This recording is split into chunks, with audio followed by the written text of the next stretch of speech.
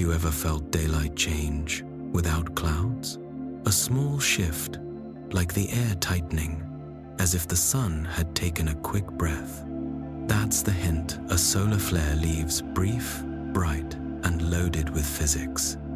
Magnetic fields twist, store energy, then snap. Charged particles race outward. Light across the spectrum arrives in a rush. No myth, no drama needed, just plasma, fields, and timing. We'll start with what a flare is, how it forms, and why some stay modest while others shake satellites and radio on Earth. Along the way, we'll keep the math light and the explanations honest. If clear, careful astronomy is your thing, a quick like and subscribe helps this reach more curious minds. Settle in. The sun is quiet most days, but when it speaks, the whole system listens. Beneath the steady glow, hot plasma rises and sinks in large cells, dragging magnetic fields into tight, crowded patterns. Where those fields shear and press together, they reconnect, snapping into simpler shapes and dumping stored energy in an instant. That release is a solar flare, a burst of radiation from radio waves to X-rays and sometimes gamma rays, plus swarms of fast particles. It is fast and bright, and it tells us the magnetic field has changed form. Flares are not rare exceptions. They are part of normal solar behavior. They follow the solar cycle, appearing more often when the field is complex near solar maximum and fading during quieter phases near solar minimum. A flare can sound threatening when described only by its energy, yet it is also a clean example of physics at work in a natural system. The same rules that guide a small spark in a lab also guide a flare on the sun, just on a much larger scale.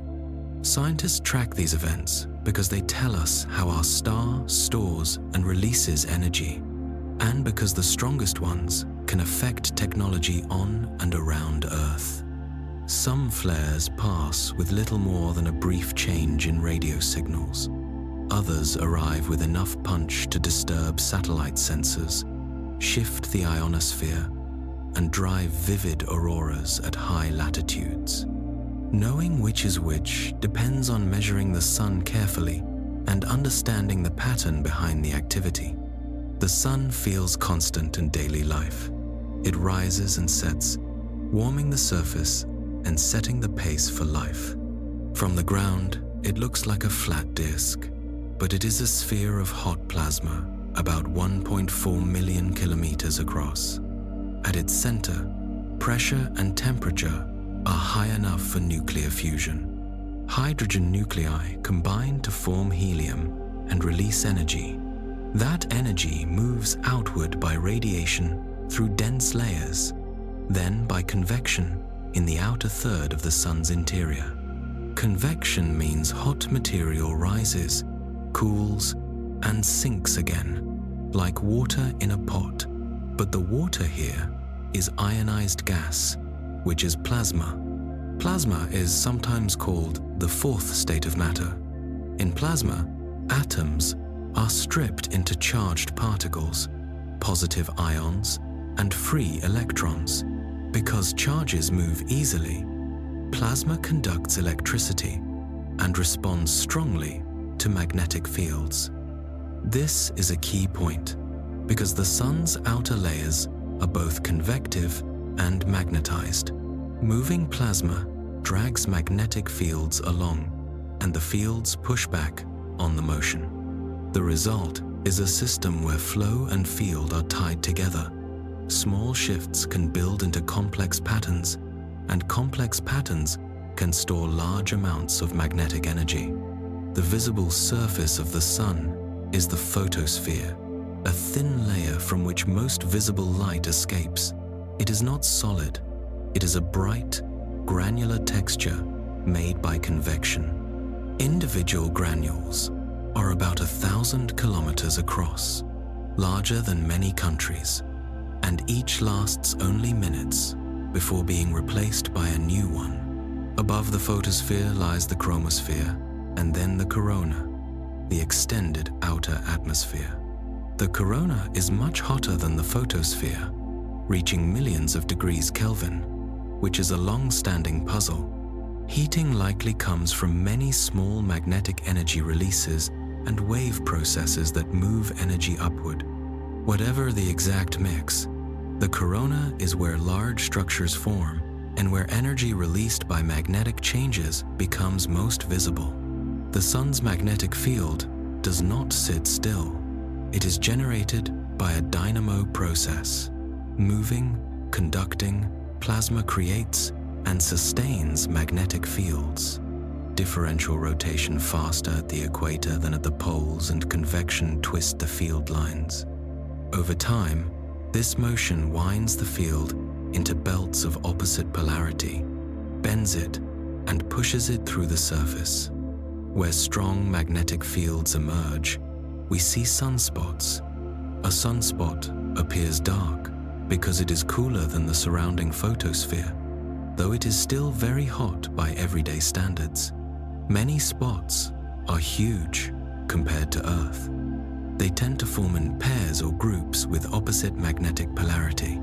The number of spots is a practical indicator of magnetic complexity and activity level on the Sunday.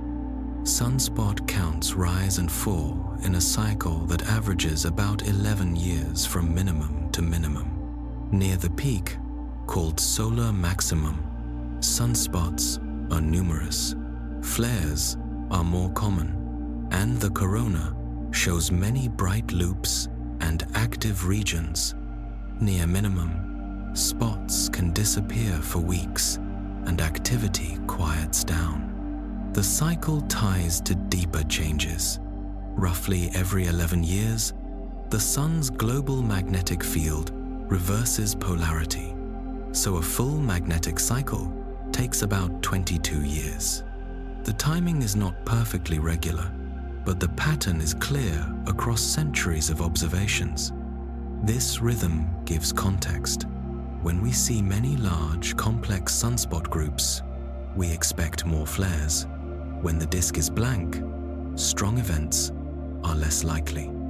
A sunspot is more than a mark on the surface. It is the visible footprint of a magnetic structure that rises through the Sun's outer layers and arches into the corona. Plasma follows magnetic field lines, so the field shapes the flow. Glowing loops in ultraviolet and X-ray images trace those lines. In active regions with strong, twisted fields, loops cross and crowd. Where opposite polarities press near each other and the field becomes stressed, the system is primed for a flare. The energy here is stored in the magnetic configuration itself, not as heat in the plasma. Change the configuration, and energy becomes available to accelerate particles and heat the surrounding gas. The trigger for a flare is magnetic reconnection. In simple terms, reconnection is when magnetic field lines of opposite direction break and join in a new way. In an ideal conductor, field lines are frozen into the plasma and would not cross. In real plasma, small regions can form where electrical resistance effectively rises, or where turbulence and kinetic effects let the field diffuse and rearrange. In those regions, the field changes topology, the map of how lines connect. The change releases energy stored in the stressed field. That energy goes into heating, into pushing plasma out along the field, and into speeding up particles. Electrons and ions can reach very high energies, and when these fast particles collide with plasma or spiral along field lines, they emit radiation from radio waves to X-rays. A flare unfolds in stages. Before the main burst, an active region shows growth in magnetic shear and twist, which can be measured by comparing the observed field with a potential least energy field. The first clear sign is often a sharp rise in X-ray and extreme ultraviolet emission. bright loops appear.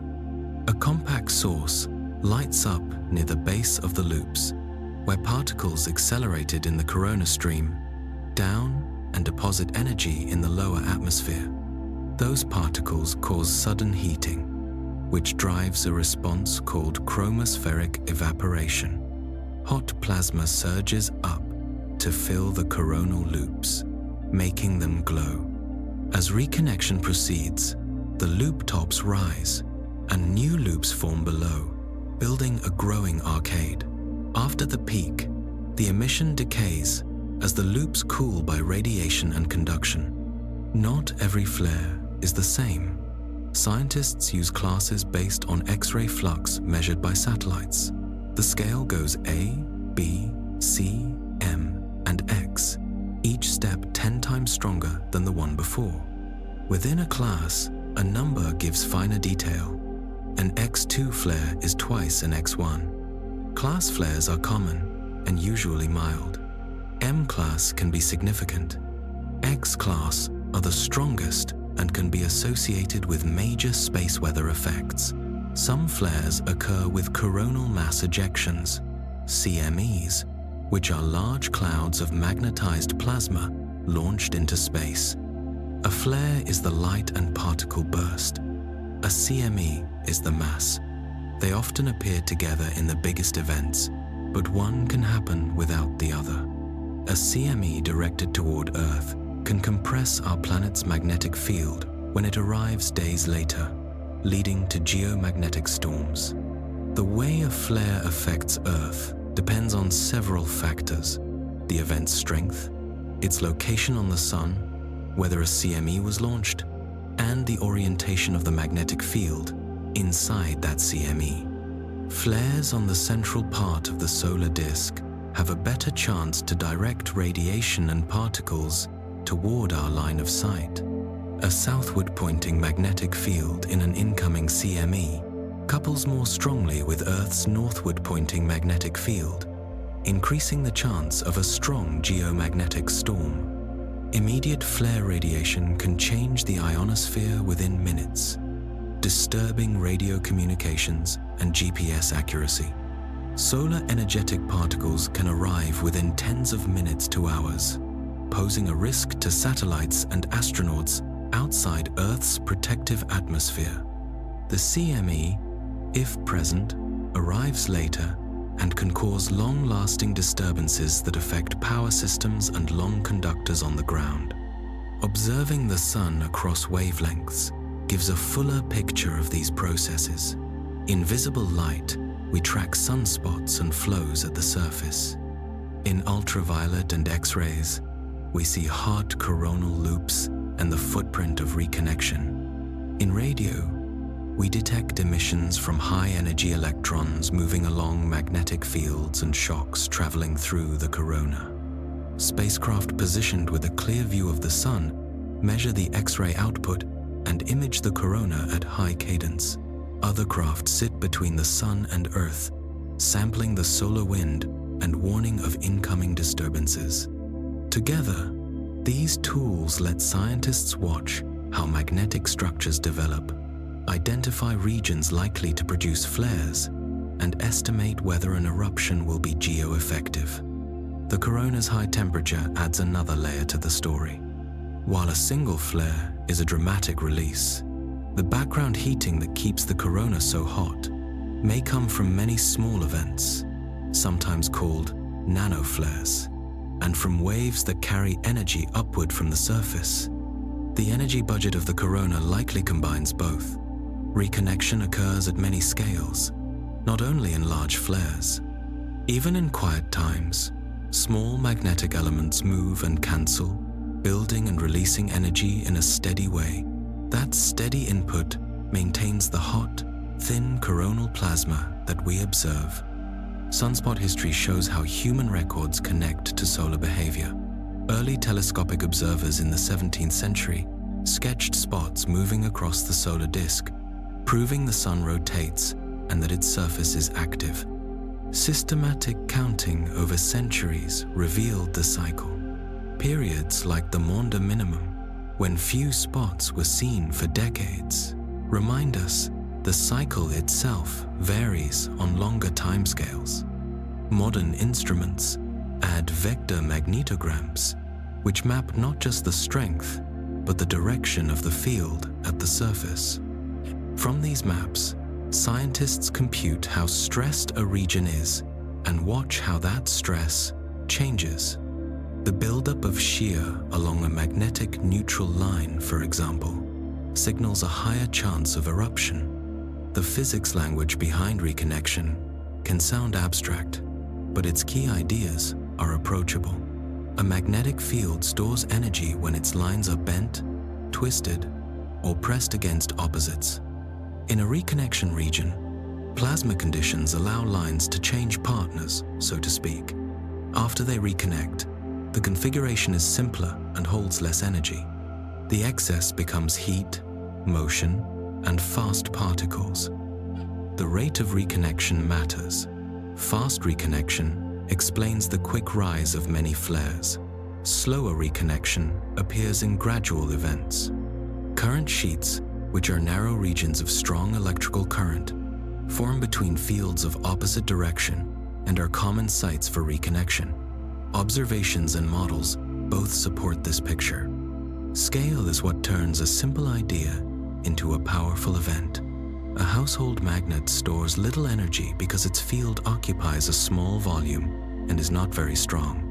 The sun's active regions can cover areas tens of thousands of kilometers across with field strengths of thousands of Gauss. The volume of stressed field and the degree of twist set the energy at stake. Release that energy over minutes, and the power is immense. The result is not only bright emission, but also forces that lift and drive plasma, sometimes forming a CME. When we say a major flare can match billions of nuclear bombs in total energy, it is a statement about scale, not a call to alarm. The event happens in space, and the fraction that reaches Earth is small, though not always negligible for systems that rely on delicate electronics or long conductors. Understanding flares is practical. It helps planners design satellites with shielding and safe modes. It guides rules for astronauts during high particle periods. It informs power grid operators about times when induced currents are more likely. Forecasting remains a challenge because the sun is complex and our view is partial. Still, progress is steady. Machine learning tools classify active regions by their magnetic patterns. Models simulate how a region's field could evolve. Continuous monitoring provides data to update those models. The goal is not perfect prediction, but better odds, knowing when conditions favor strong activity and when the risk is low. A solar flare is a magnetic event. Moving plasma builds stress. Reconnection releases it. Light across the spectrum records the change. Particles stream along field lines and loops brighten then fade as they fill and cool. The same ingredients repeat at many scales: conducting plasma, evolving magnetic fields, and the conversion of stored field energy into heat and motion. Instruments track these patterns across wavelengths and timescales, turning the sun's apparent calm into a readable map of activity. In practice, we see this most clearly in X-rays and extreme ultraviolet.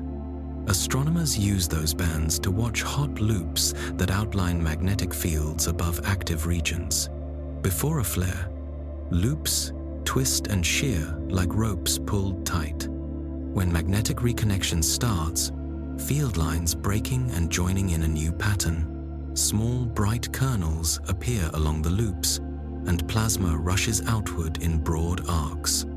The sequence unfolds in minutes, sometimes seconds, converting built-up magnetic stress into heat, light across many wavelengths, and fast particles.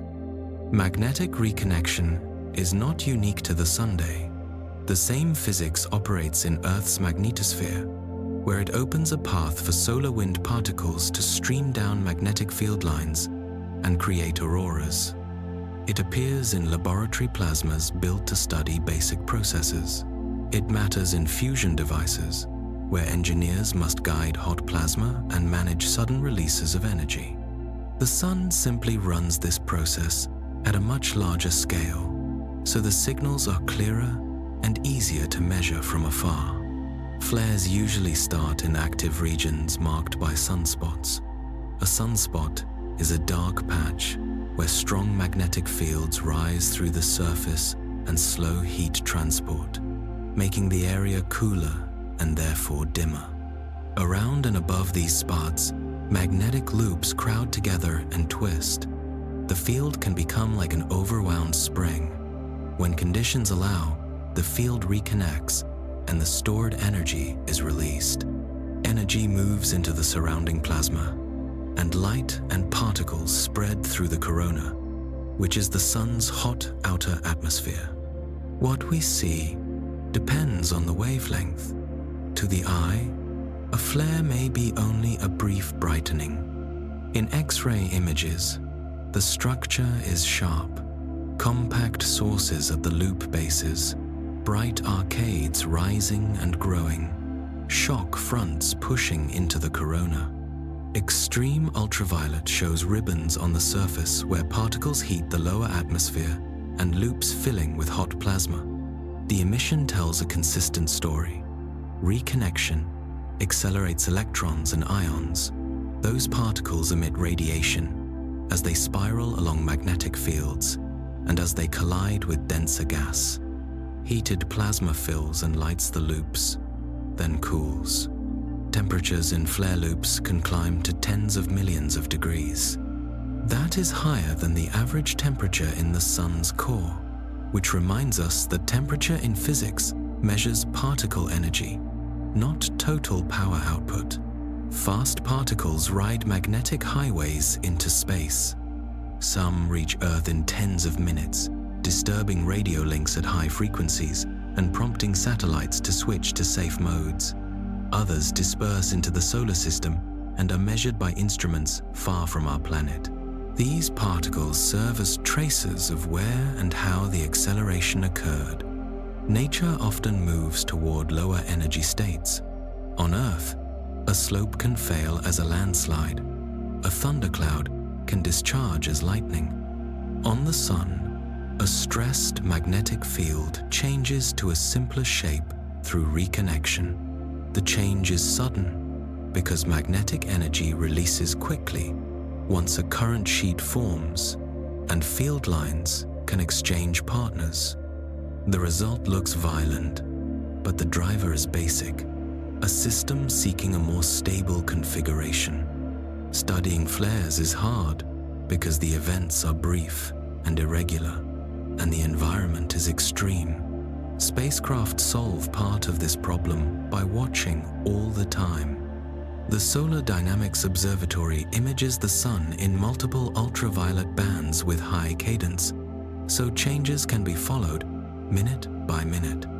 The Parker Solar Probe samples the solar wind very close to the Sun's source region, measuring fields and particles in situ. Together with other missions, these data help map the chain from magnetic buildup to release. The more complete the chain, the better we can estimate the risk to satellites, astronauts, and power systems on Earth. A flare does not emit in only one color of light. It radiates across the electromagnetic spectrum, the full range of light from long wavelength radio to short wavelength gamma rays. Understanding this spectrum helps link each part of the event to a physical process. Radio waves have the longest wavelengths, from centimeters to kilometers. During flares, radio bursts can last minutes or hours. They come from fast electrons spiraling around magnetic field lines, a process called gyro or synchrotron emission, and from plasma waves excited by shocks. Strong bursts can interfere with communications and navigation, so they matter for both science and operations. Microwaves and infrared carry information about hot plasma and how it cools after the peak. These bands are useful for measuring temperatures and densities in the flare region. Visible light sometimes brightens during very strong events. These cases are called white light flares. They are not common, but when they occur, they show that energy has reached deep layers of the solar atmosphere. Historical observers noticed sudden visible flashes in the 19th century without knowing the cause. Modern imaging links those flashes to reconnection and particle beams heating the lower atmosphere. Ultraviolet light sits just beyond the visible, and flares drive strong ultraviolet emission. Ultraviolet photons heat and ionize gases in the upper layers of the Sun's atmosphere and also affect Earth's ionosphere, which is the part of our atmosphere filled with charged particles.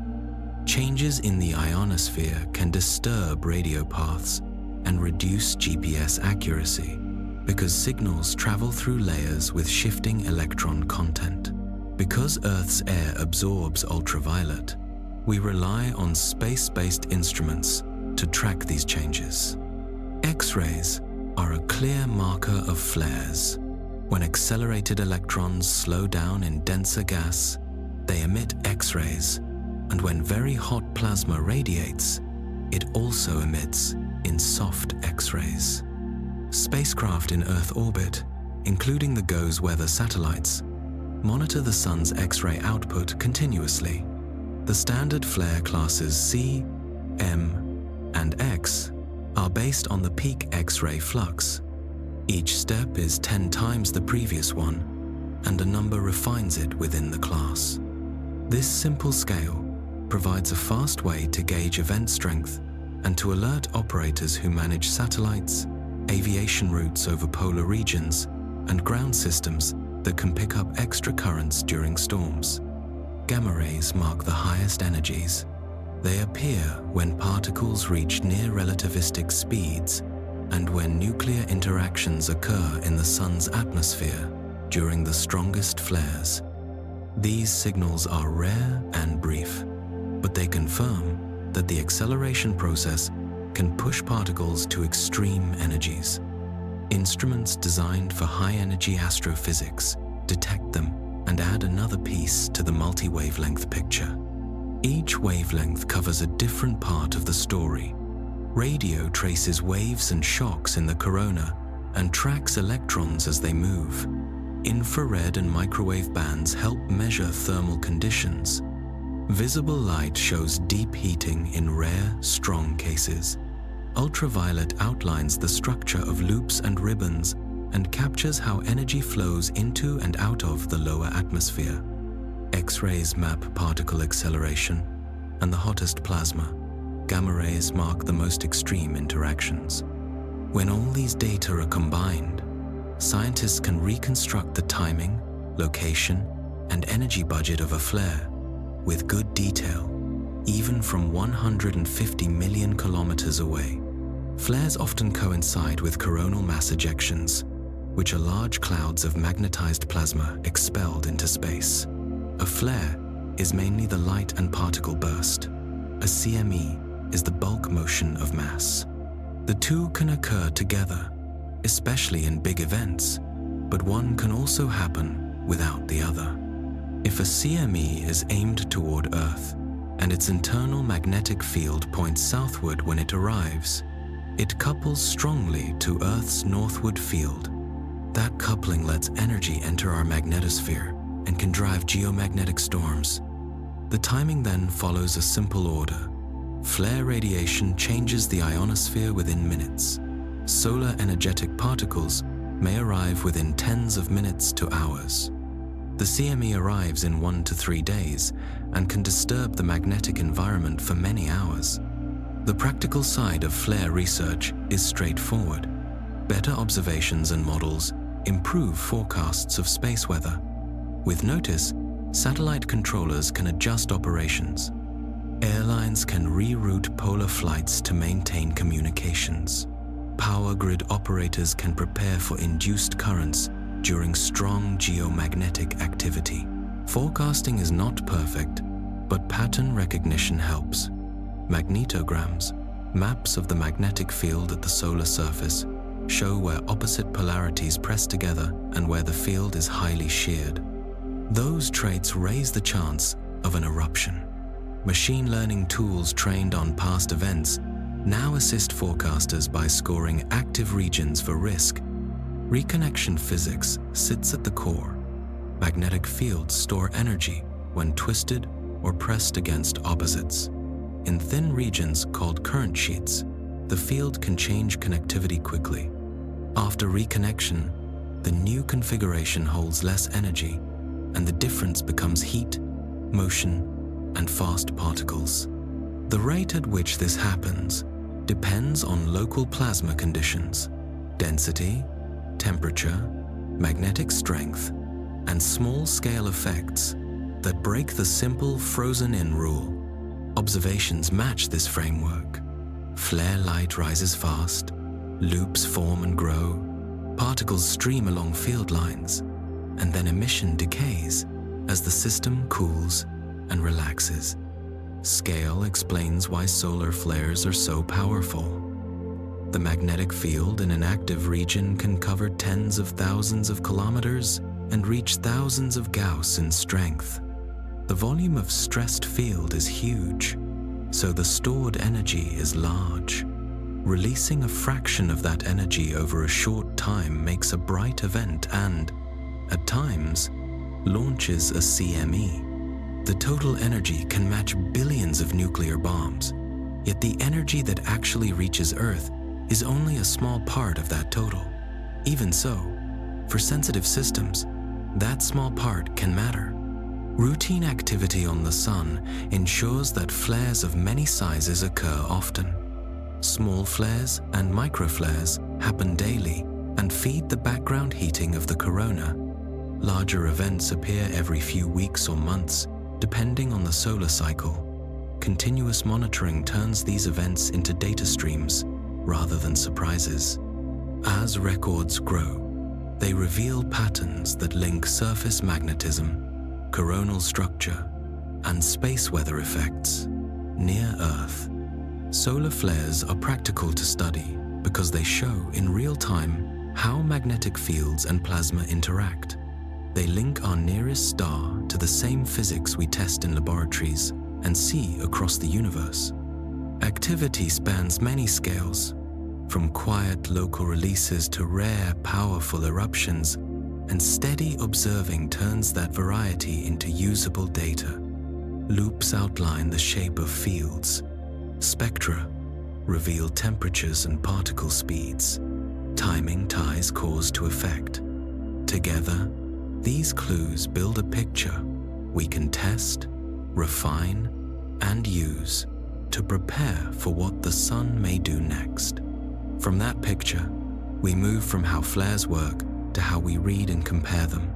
Watching a flare means reading light across many bands, each carrying part of the same story. Some events are small brightenings that barely disturb surface patterns. Others are fast, large outbursts that send ripples through the solar system. To compare this range, scientists use a simple lettering scale based on the X-ray flux measured near Earth by satellites above the atmosphere. Because X-rays do not reach the ground, the GOES weather satellites provide the continuous record and rapid alerts. The scale is logarithmic.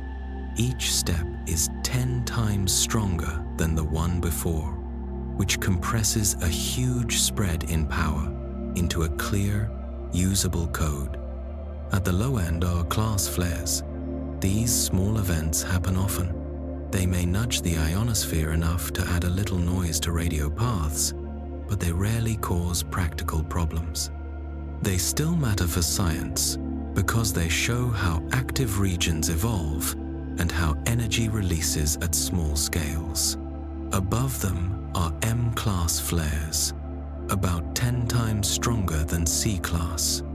These can disturb high-frequency radio, especially at high latitudes, and they sometimes link with coronal mass ejections. Operators who manage satellites and polar flight routes Pay attention to M-class alerts because the combination of radiation, particles, and changing ionospheric conditions can reduce margins. At the top are X-class flares. X marks the highest lettered tier, but it does not cap the scale. A number follows the letter to indicate size within the tier: X1, X2, X10, and higher. An X10 flare is 10 times stronger than X1, and an X20 is twice X10. The scale continues as far as the data support. These are the major events that can push systems toward their limits. During an X-class flare, X-rays can ionize the upper atmosphere within minutes, changing radio absorption and GPS accuracy. Solar energetic particles can arrive tens of minutes later, which matters for astronauts and satellites outside strong magnetic shielding. The total energy released by the event is enormous in absolute terms, yet only a fraction reaches Earth's environment. That fraction can still be significant for sensitive technology. A few flares stand out in the modern record. On the 4th of November 2003, during the Halloween active period, an event saturated GOES X-ray detectors. Later analysis placed it at least at X28, perhaps higher. The broader storm series disrupted satellites and led to flight reroutes on polar paths to manage radiation exposure and maintain radio contact. In March 2012, during solar cycle 24, an X5-4 flare reminded planners how quickly conditions can change. The event did not cause widespread damage, but it showed the system's speed. A calm disk can become active within minutes. In August 1972, a strong solar storm erupted between Apollo 16 and Apollo 17. The timing was fortunate. Had a crew been in deep space at that moment, doses could have been dangerous. The episode sharpened standards for mission rules and shielding. Farther back, in 1859, Richard Carrington and Richard Hodgson independently saw a bright white light flare. The following geomagnetic storm drove auroras to low latitudes and sparked telegraph lines. We cannot assign a modern X-class number to that event, but its impact shows what the sun can do when conditions align. These examples underline a practical point. The sun spends much of its time in a steady rhythm, yet it can produce strong outbursts. Tracking flare classes is not a naming game. It is a part of space weather forecasting. In a world that relies on precise timing, radio links, and stable power grids, knowing whether the sun is producing class chatter or pushing into X-class territory helps operators plan. The classification also builds a common language across agencies and labs. A short code conveys the intensity and prompts matching responses. Flares are only part of the story. The sun also launches coronal mass ejections, or CMEs. A flare is mainly radiation, light, and particles from a magnetic energy release. A CME is mass, a large cloud of magnetized plasma ejected from the corona. They often occur together in major events, but one can happen without the other. The difference shows up in timing. Light from a flare reaches Earth in about 8 minutes because it travels at the speed of light. A CME takes much longer. Typical speeds range from a few hundred to a few thousand kilometers per second, so arrival may be in a day or a few days. That delay gives time to issue alerts, adjust satellite operations, prepare power grids, and review exposure plans for crews in space. It also means the CME's effects can last many hours, as the cloud and its magnetic field interact with Earth's magnetosphere. The size of a CME is large in both mass and volume. The cloud can carry billions of tons of plasma and stretch to a size larger than the sun as it expands. It also carries embedded magnetic fields that reflect the structure at the source. When the cloud reaches Earth, the orientation of its field matters. A southward-pointing field couples strongly to Earth's northward field. This magnetic reconnection at the boundary lets energy flow into the magnetosphere and can drive geomagnetic storms. Those storms create wide changes, electric currents in the ionosphere and magnetosphere, variations in ground magnetic fields, and induced currents in long conductors. In March 1989, a storm contributed to a power grid failure in Quebec, producing a blackout felt by millions. The same coupling also powers auroras, which are particle collisions with upper atmosphere gases that release light. During strong events, auroras can reach much lower latitudes than usual. Predicting CMEs is harder than detecting flares because mass motion depends on the magnetic structure in 3 dimensions and on the stability of large coronal systems. Many CMEs miss Earth entirely. They fan out into space along paths set by their launch direction and by coronal conditions. When one is Earth-directed, the next question is how its internal field is arranged. Spacecraft positioned upstream from Earth, such as those at the L1 point, sample the solar wind before it arrives. Those measurements help refine forecasts hours before the main interaction, but the best outcome is early knowledge at the source. To reach that, scientists image the corona, map surface magnetic fields, and model how a stressed system might fail. Several missions provide the needed views. SOHO has watched the corona for decades, using a coronagraph to block the bright disk and reveal faint, expanding halos that mark CMEs. Stereo gave side-on angles by flying ahead of and behind Earth in its orbit, helping turn 2-dimensional projections into 3-dimensional tracks. More recent missions add detail. The Solar Dynamics Observatory images the Sun in many ultraviolet bands at high cadence, capturing the formation of flare ribbons and loop arcades. Parker Solar Probe measures fields and particles closer to the Sun than any prior mission, probing the solar wind near its source. Together, these data streams support models that estimate speed, direction, and field orientation, which are the key inputs for impact forecasts. The link between flares and CMEs starts in magnetic fields.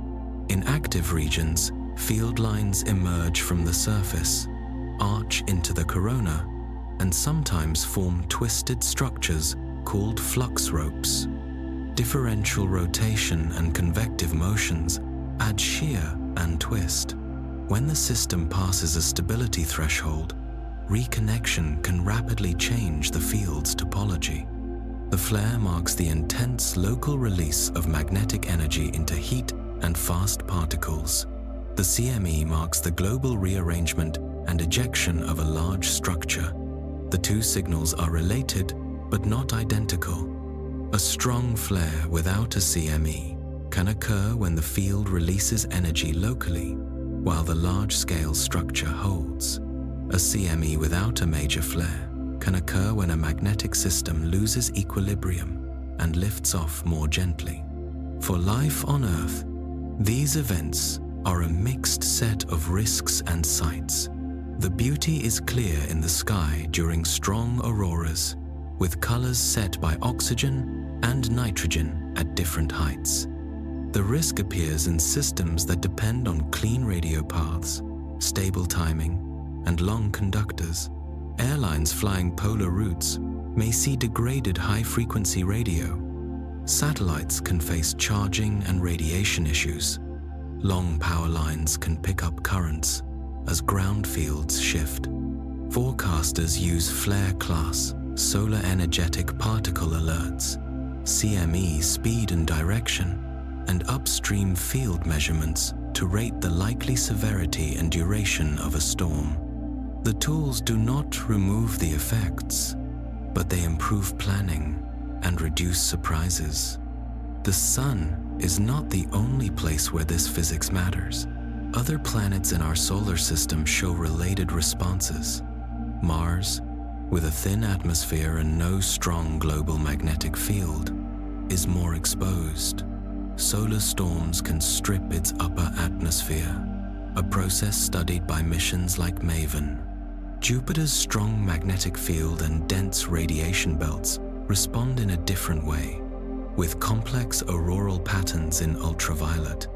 Across the galaxy, many stars are more active than the Sun, producing frequent, strong flares and CMEs. For close-in exoplanets, these storms can erode atmospheres and change surface conditions.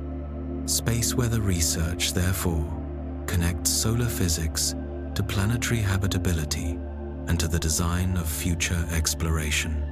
Classifying flares with C, M, and X, and tracking CMEs with coronagraphs and upstream monitors turns a changing system into measurable pieces.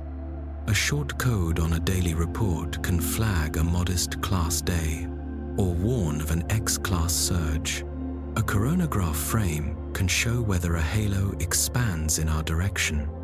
A magnetic reading at L1 can reveal if the incoming field is southward and likely to couple strongly with Earth's. Each observation trims uncertainty. The aim stays steady. Read the magnetic structure, follow how it stores and releases energy, and map how the results travel through space and reach Earth. Within that framework, it helps to treat a solar flare and a coronal mass ejection as two outcomes of the same stressed field. A flare is a sudden flash across many wavelengths. A CME is a moving cloud of magnetized plasma with mass and momentum. Either can occur alone. When they arise together, they show the full chain. Energy stored in twisted fields, released both as radiation and as matter. The pair can disturb satellites, radio paths, and power systems, yet they also produce clean, trackable signals from brightening coronal loops and X-ray curves, to halo images in coronagraphs, to solar wind and magnetic readings upstream, and ionospheric and geomagnetic responses near Earth. Put together, these measurements turn a dramatic event into a clear sequence we can study end to end, from the first change above an active region to the planet's measured response. Energy from a flare does not stay at the Sunday light, and other radiation travel the 150 million kilometers to Earth in a little over 8 minutes. High-energy particles can follow, and if a CME is launched, a large package of plasma and magnetic field moves outward through the solar system. Earth is not exposed without defenses. The planet has a magnetic field generated in the liquid outer core.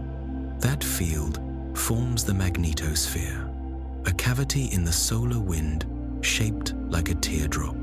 The day side is compressed by the flow from the sun. The night side stretches far into space as a magnetotail. This magnetic bubble deflects most charged particles and slows the loss of our atmosphere. Without a global magnetic shield and a thick atmosphere, the surface would face far higher radiation, and upper air gases could erode over time. Radiation from a flare first affects the ionosphere, the region from roughly 60 to several hundred kilometers, where solar energy turns neutral gases into ions and free electrons. X-rays and extreme ultraviolet light increase ionization quickly. Radio waves that rely on the ionosphere to bend around Earth can fade or become noisy. High-frequency links on long routes are most sensitive, especially over polar regions where the magnetosphere funnels energy downward more directly. These changes can begin within minutes of the flare because the radiation travels at light speed. If a CME arrives, the magnetosphere is compressed and reshaped. Field lines can bend, stretch, and undergo magnetic reconnection on Earth's side of the interaction. That transfer of energy drives a geomagnetic storm, which is a large-scale disturbance of Earth's magnetic environment. Storms develop in stages. First, the shock and sheath region of the CME pass by, pushing on the magnetosphere. Then, the main body, carrying its embedded magnetic field, arrives.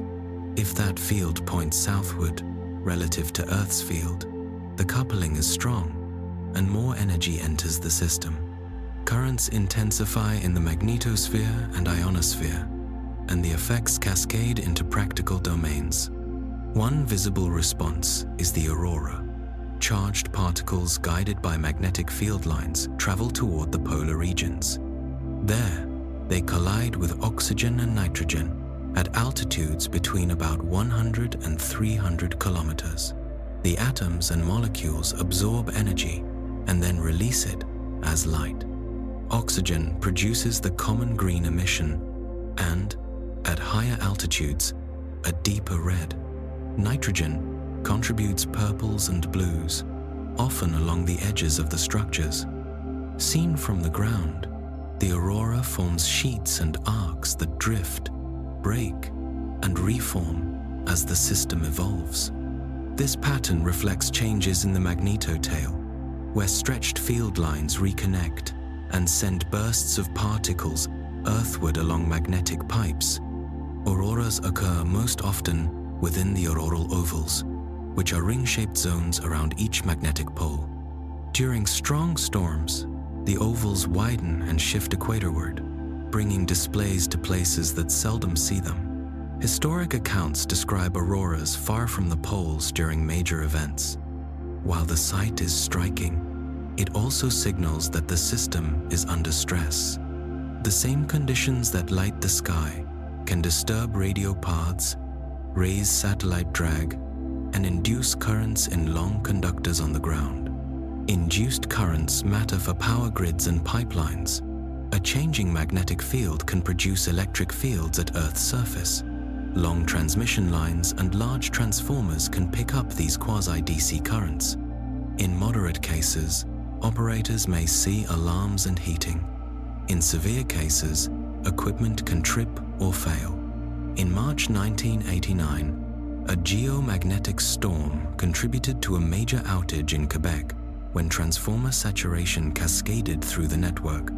Pipelines can also experience enhanced corrosion if currents flow for extended periods, so monitoring and mitigation are part of storm procedures.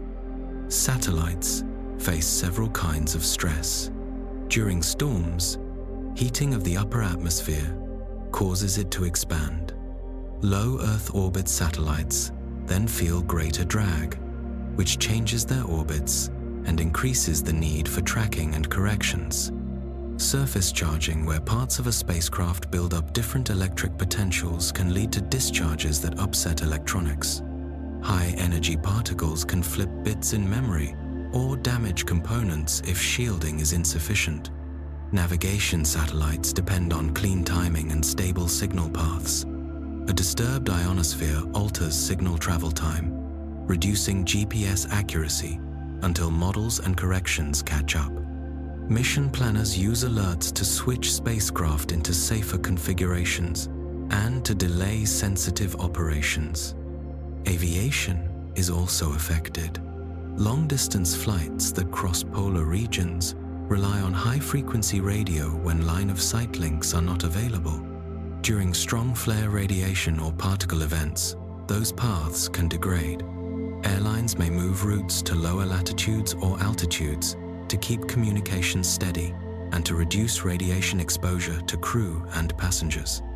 These changes are routine risk controls and show how space weather information feeds into daily planning. The range of outcomes is wide because each event is different. A small flare might cause a brief radio fade and little else. A strong flare with a fast, Earth-directed CME can produce a multi-day sequence, radiation effects within minutes, energetic particles within tens of minutes to hours, and a geomagnetic storm 1 to 3 days later when the CME arrives. Forecasting therefore relies on watching the sun and sampling the solar wind in real time. Spacecraft such as SOHO and SDO image the corona and surface magnetic fields. Coronagraphs block the bright disk and reveal expanding halos that mark CMEs. Stereo provided side views to help determine direction and speed. Near Earth, monitors at the L1 point measure solar wind speed, density, and magnetic field before it reaches the planet, offering tens of minutes of notice about the incoming field orientation. The physics behind these effects connects back to the sun's magnetic fields. Active regions form where fields emerge through the surface and arch into the corona. Shear and twist can build as the surface flows, and differential rotations stretch the field. When the system becomes unstable, magnetic reconnection rearranges the field and releases energy.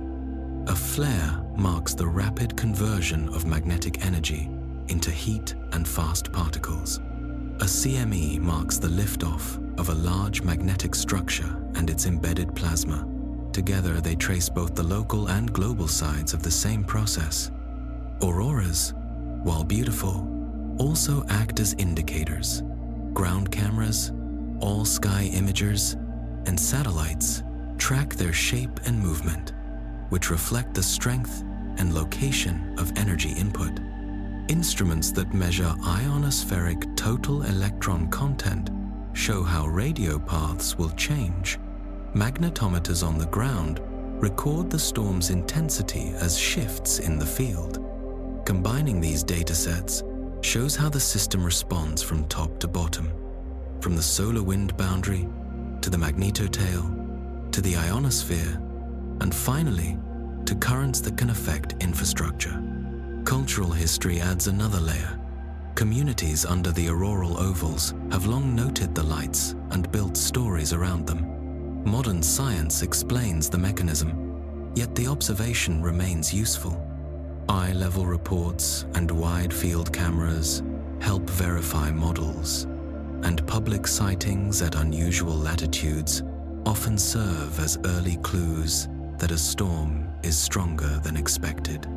In parallel, laboratory studies and numerical simulations test the same magnetized plasma physics on manageable scales, improving our ability to interpret the space-based measurements. Preparation depends on classification and timing. Flare strength is coded by X-ray class, which is measured continuously by satellites. CME speed and direction come from coronagraph images and from models that follow expansion through the solar wind. Upstream magnetic field data tell forecasters whether strong coupling to Earth's field is likely when the CME arrives. With these inputs, operators can plan, adjust satellite modes, protect sensitive loads on power systems, confirm alternate communications paths, and brief flight crews. The goal is not to eliminate effects, but to reduce risk by aligning operations with conditions. Earth is not alone in these interactions.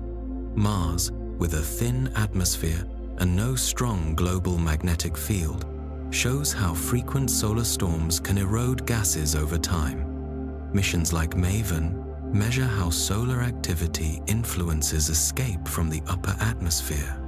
Gas giants respond differently. Jupiter's powerful magnetic field and fast rotation create complex auroral emissions, especially in ultraviolet. Around other stars, many exoplanets orbit so close that frequent stellar flares and CMEs may shape whether an atmosphere can persist. Studying our sun therefore feeds into broader questions about planetary environments and habitability. When a flare and a CME occur together, the sequence is clear enough to track. Light arrives first and changes the ionosphere. Solar energetic particles follow and pose radiation risks in space. The CME then drives the longer geomagnetic response. Each step has a signature in data and a set of practical effects. By linking those signatures to actions, rerouting a flight, delaying a satellite maneuver, balancing loads on a grid, societies can live with a variable star while keeping systems resilient. Auroras, meanwhile, remain the most direct signal the public sees. Their colors come from known atomic lines. Their movement maps energy release in the magnetotail. Their reach to lower latitudes signals storm strength. Cameras and spectrometers record them, but anyone looking up in the right conditions can confirm that energy from the sun has reached our sky. That connection makes the physics tangible. A magnetized cloud launched from the sun interacts with a magnetized planet. The result is light, currents, and measurable change across many layers of our environment. Space weather will never look like a local thunderstorm, with a clear horizon and a precise arrival minute.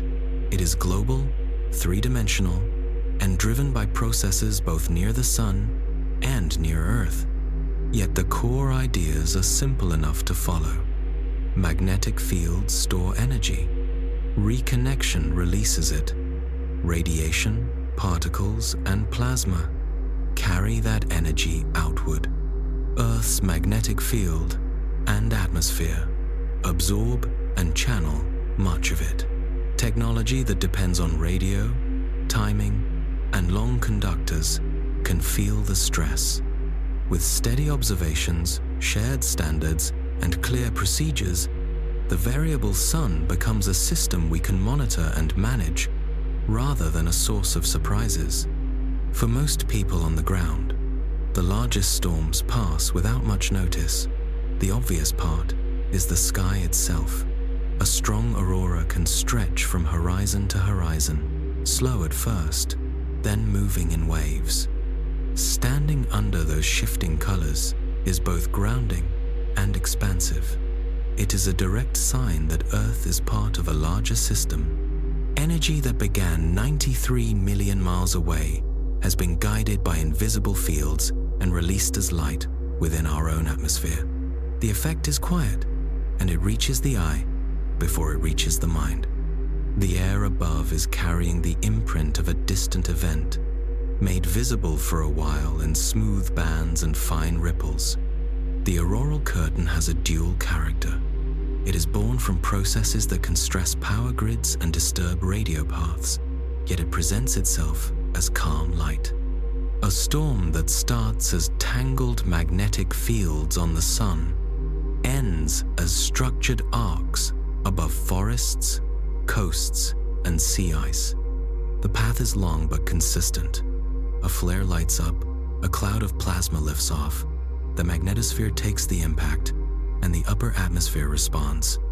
What begins as turbulence is converted into ordered emissions from oxygen and nitrogen, the same chain of cause and effect that worries engineers gives the sky its color map. Each display tells a simple physics story. Electrons and ions follow Earth's magnetic field toward the poles. At altitudes of roughly 100–300 kilometers, they collide with atoms and molecules. Oxygen gives the common green and the rarer red at higher levels. Nitrogen adds purples and blues near the edges. The shapes change as the magnetotail reconnects and sends new bursts down the field lines. Sometimes the light forms an arc that hangs steady. Sometimes it breaks into curtains and rays that pulse and fold. In strong storms, the oval of activity widens, and places far from the poles see a faint band that many people will witness only once. A well-known link between solar storms and daily life came into focus in 1859.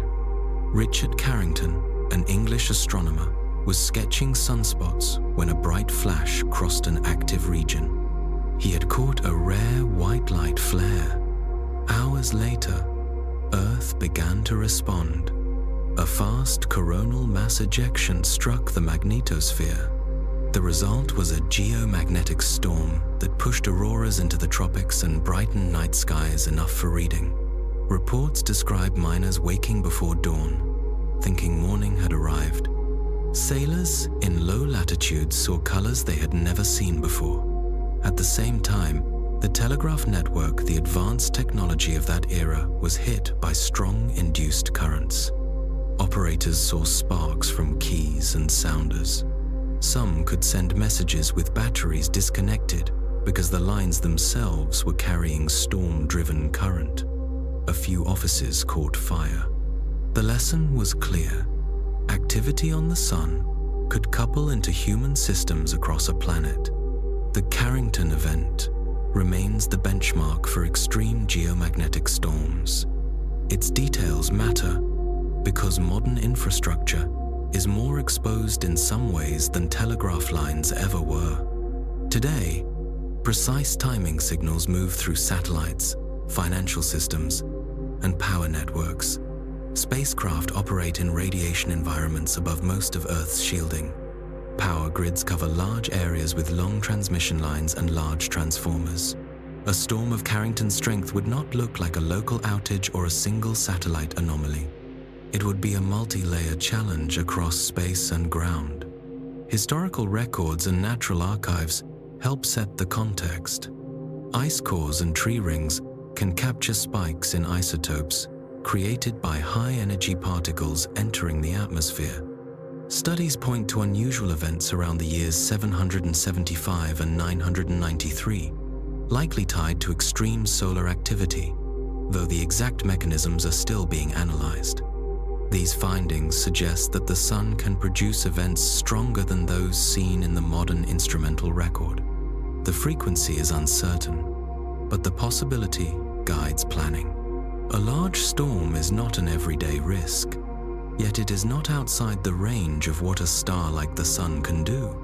Nearer to our time, a major storm in March 1989 led to a large power outage in Quebec. Rapid changes in the geomagnetic field induced currents that saturated transformers and tripped protections. Power was lost for hours to millions of customers. The system recovered, but the event became a case study for grid design, grounding, and monitoring. In late 2003, during the so-called Halloween storms, satellites experienced upsets, GPS accuracy dropped for periods, and some spacecraft were lost or degraded. These were significant storms, but neither reached Carrington levels, which underlines how much capacity remains in the Sun's range. A close call came in July 2012. A fast and massive CME launched from the Sun and crossed Earth's orbit. Earth had been in that position about a week earlier. Spacecraft along the path recorded a storm that, had it been directed at our planet, could have caused widespread issues for satellites and power systems. The event became a reference point. Modern detectors, models, and warnings are better than in the past, but location and timing still matter. A small change in launch direction, or orbital position, can separate a quiet day from a highly disturbed one. Satellites present a clear list of failure modes during storms. High-energy particles can embed charge on surfaces and in dielectrics, leading to discharges that upset electronics. Single event effects can flip bits or damage components. Solar panels can lose efficiency as radiation degrades cells. In low Earth orbit, heating of the upper atmosphere increases drag, altering orbits and raising the risk of collisions if tracking lags behind. Mission teams use alerts to place spacecraft into safe modes, delay maneuvers, or reorient for reduced cross-section. These controls work best when warnings arrive with enough lead time. Aviation uses space weather information in routine ways. High-frequency radio is used on polar routes where satellite links are limited or technical constraints apply. During strong radiation events or ionospheric disturbances, those links can fail. Airlines then shift routes to maintain communication and reduce dose. The dose at flight altitudes is small compared to space, but it is not zero, and planning accounts for cumulative exposure to crews. These changes look minor from a passenger's view, yet they show how solar events reach into daily schedules. Power systems face long-line effects. As the geomagnetic field changes, it drives electric fields in the ground. Long conductors, such as transmission lines and pipelines, pick up quasi-DC currents. In grids, these currents can push transformers towards saturation, heat windings, and trip protections.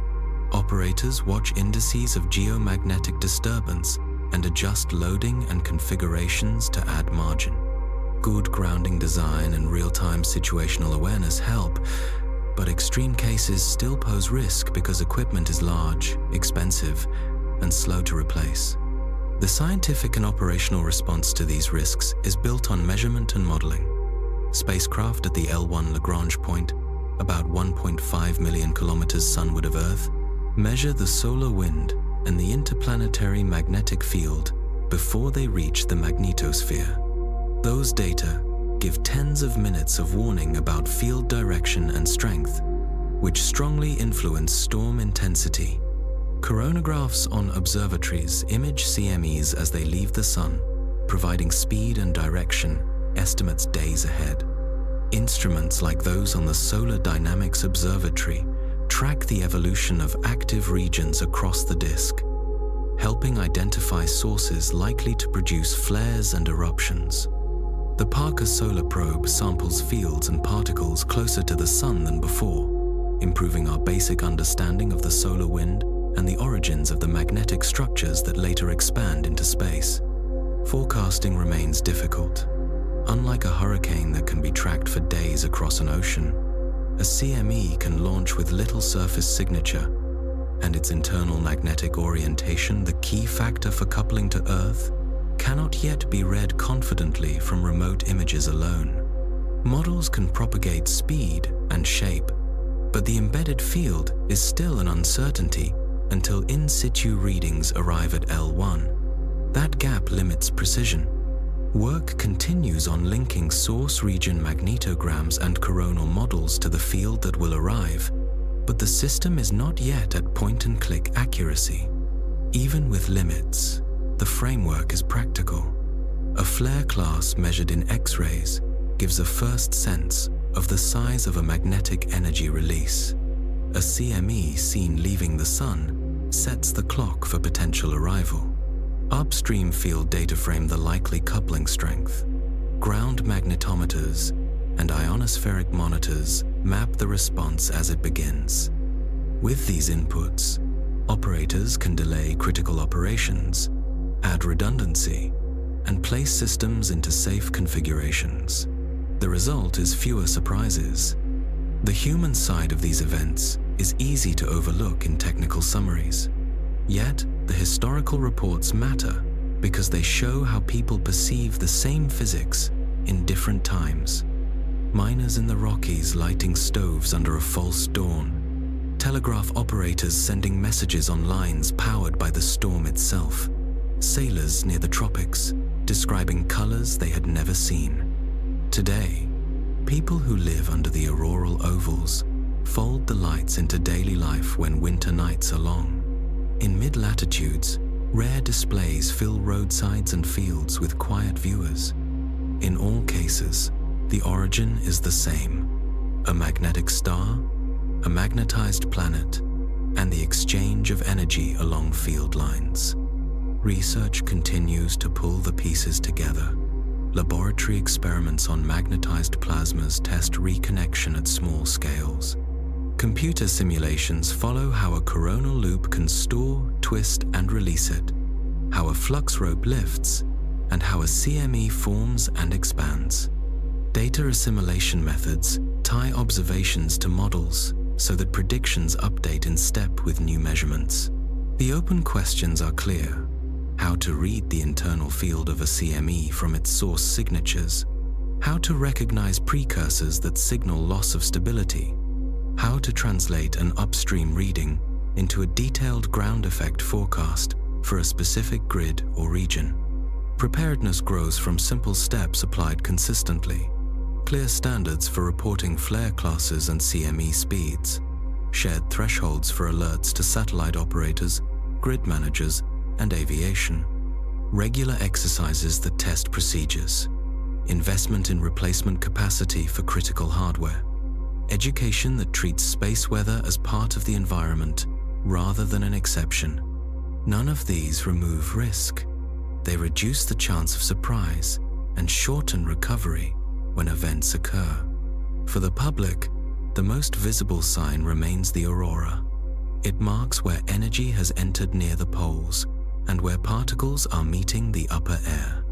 Cameras record it, sensors quantify it, but a person outside can see it directly and link that light to a chain that began at the Sunday. That link, once noticed, changes how the sky is read. A green arc is not just color. It is a tracer of the magnetosphere's shape that night, the solar wind's pressure, and the conditions in the distant tail where reconnection is sending new particles earthward. The 2012 near miss and the 1859 storm frame. The range of outcomes we consider. One shows how timing can spare a planet.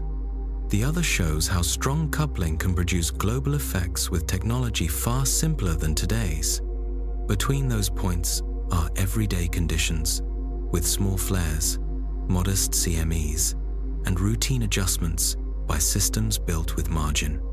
The goal of current work is to move more days into that routine category by improving watch, warning, and design, while keeping the science honest about uncertainty.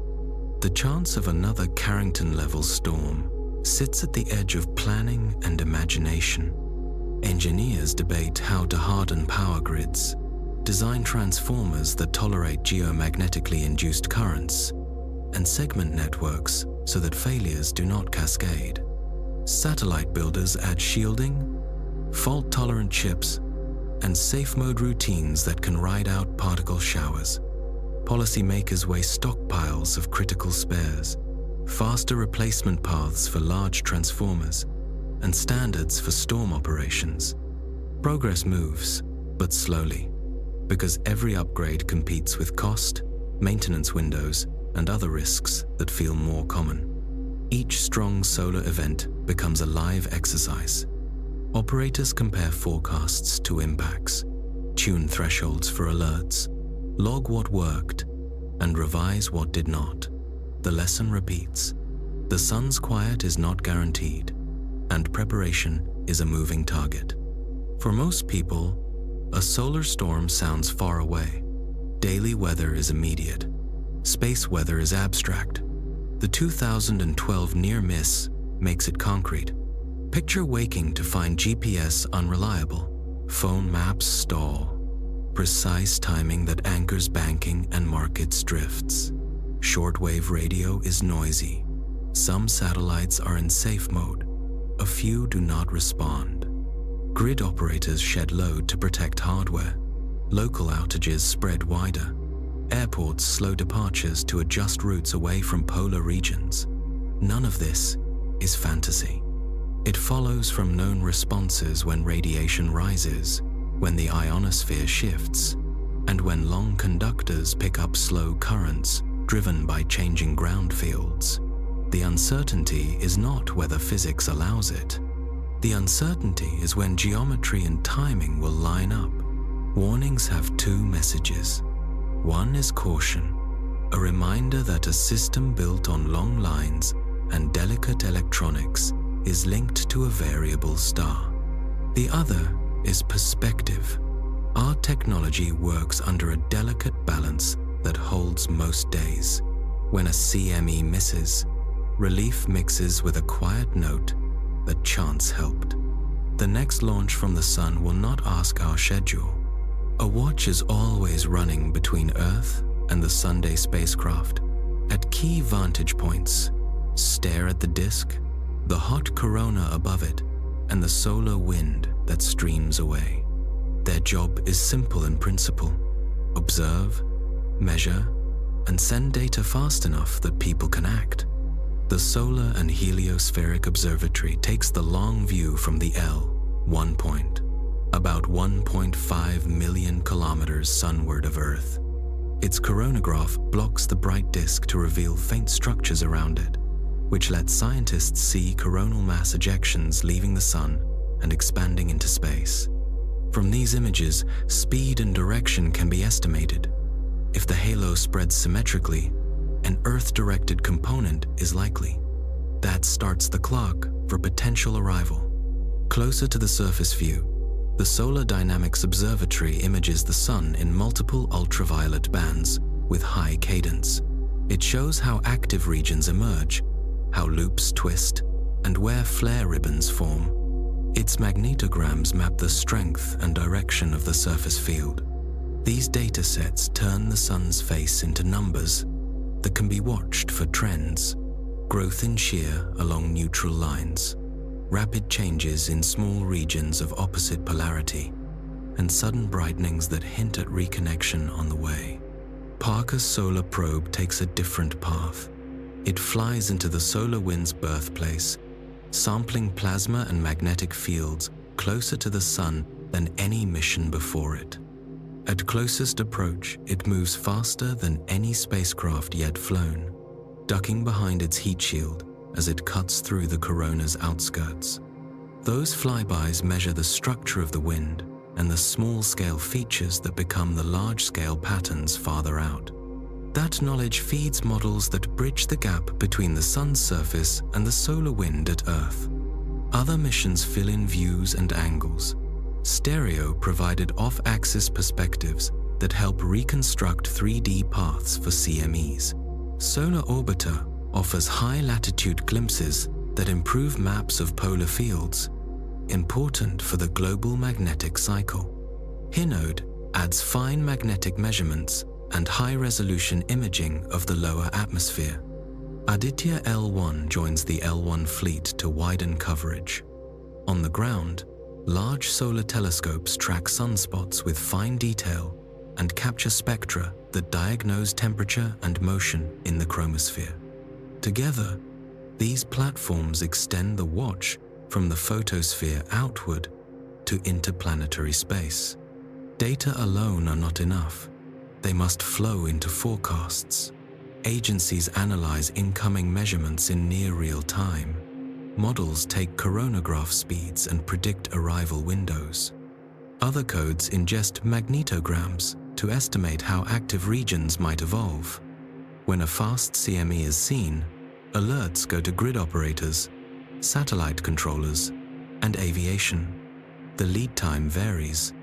Light from a flare reaches Earth in minutes, which is enough for radio advisories, but not much else.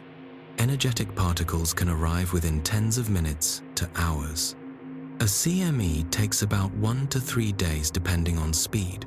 Instruments at L1 sample the incoming plasma and its magnetic field before it hits the magnetosphere, giving tens of minutes of warning about the crucial parameter, whether the field points south and will couple strongly to Earth's northward field. The philosophy behind this system is modest and clear. No one controls the Sunday. What we can do is see better, earlier, and act faster. Hardening comes from design and procedure.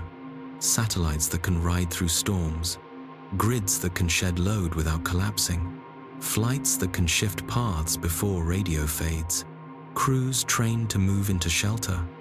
Each storm tests the loop between measurement, forecast, and action. Each test reduces guesswork. The images from these missions do more than warn. They show the Sun as it is, a magnetized sphere with loops taller than Earth's diameter, arcs that glow at millions of degrees, and shock fronts that expand through space. Fine threads reconnect and light up.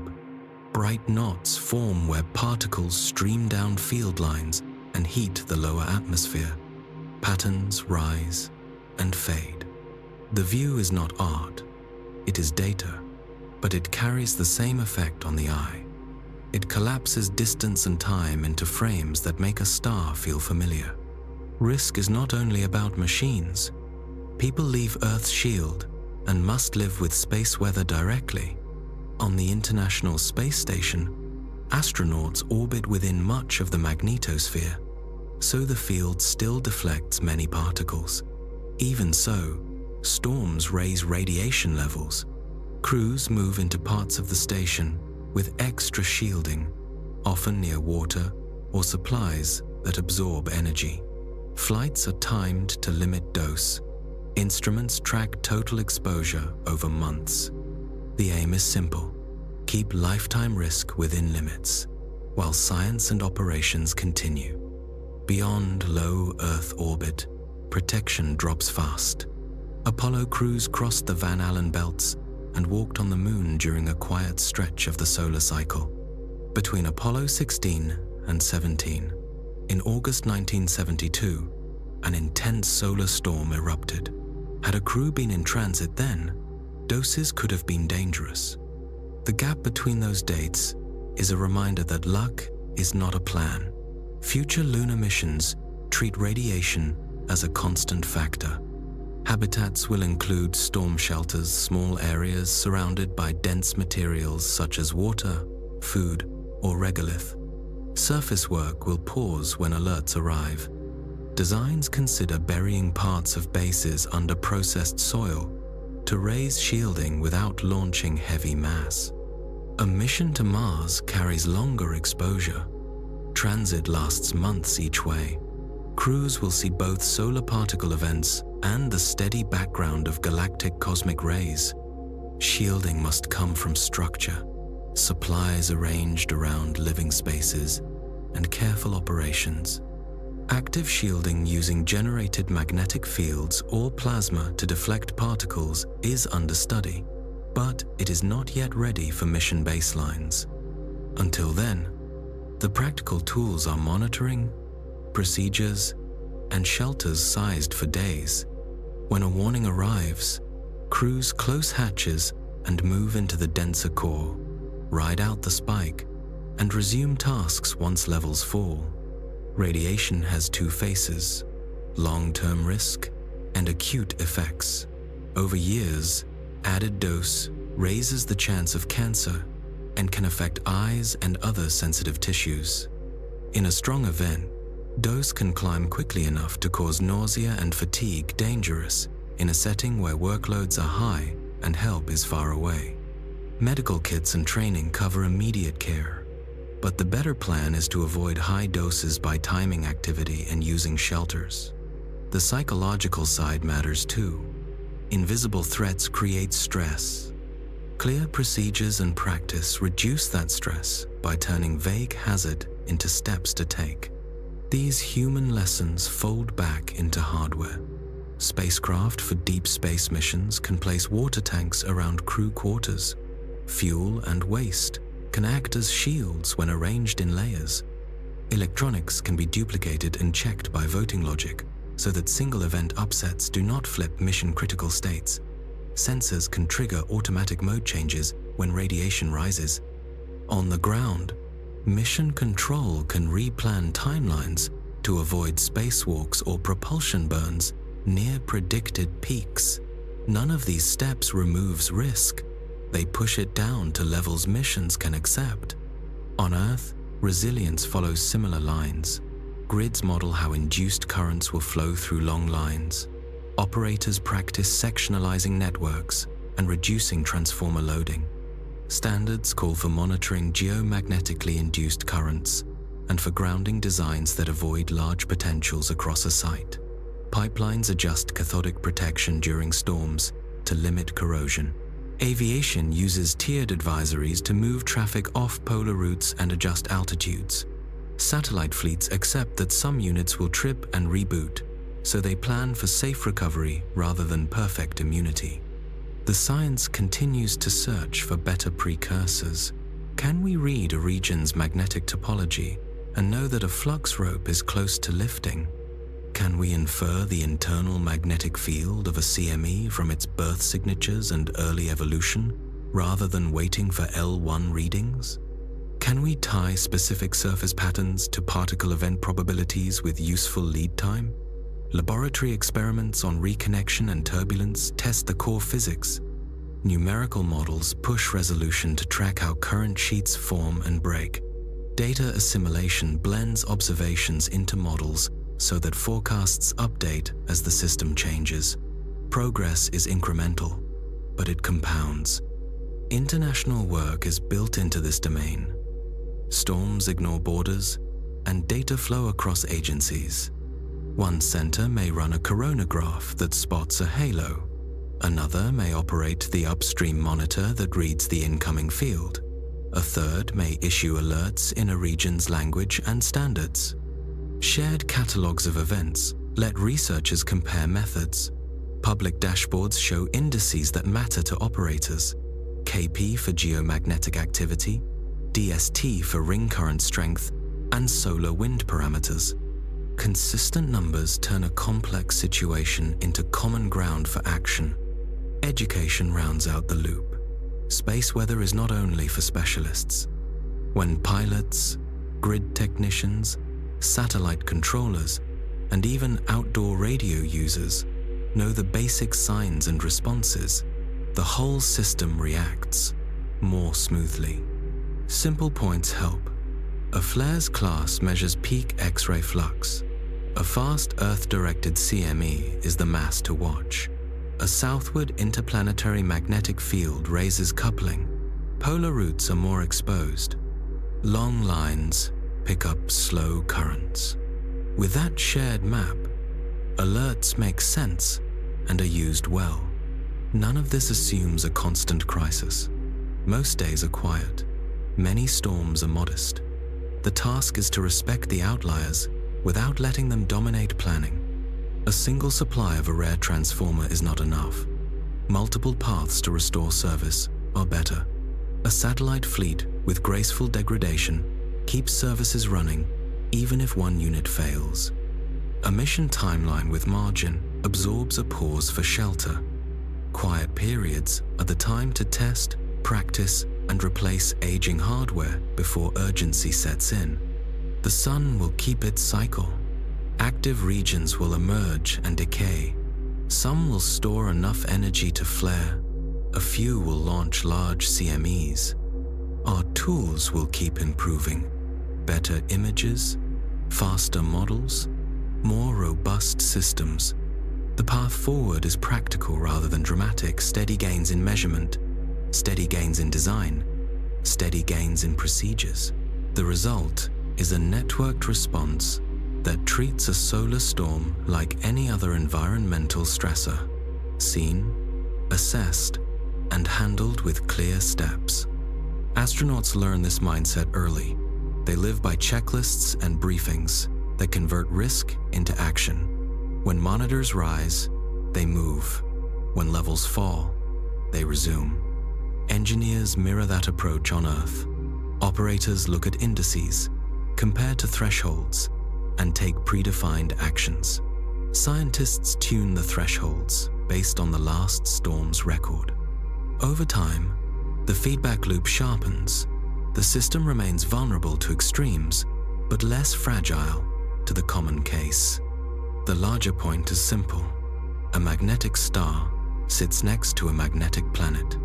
Energy moves along fields and through space as light, particles, and plasma. Some days, the exchange is small. Other days it climbs. Our task is to see it coming, understand the basics, and keep people and systems within safe bounds. The same instruments that warn also reveal structure and teach new physics. The same shelters that protect crews will become standard parts of habitats. The same grid designs that ride through storms will stabilize everyday operations. Step by step, preparation becomes part of routine rather than a special add-on reserved only for rare events. To explore space is to accept that the sun, which sustains us, can also challenge us. Astronauts treat solar flares as signals to prepare, not to panic. They train for radiation spikes, shelter drills, and quiet waiting.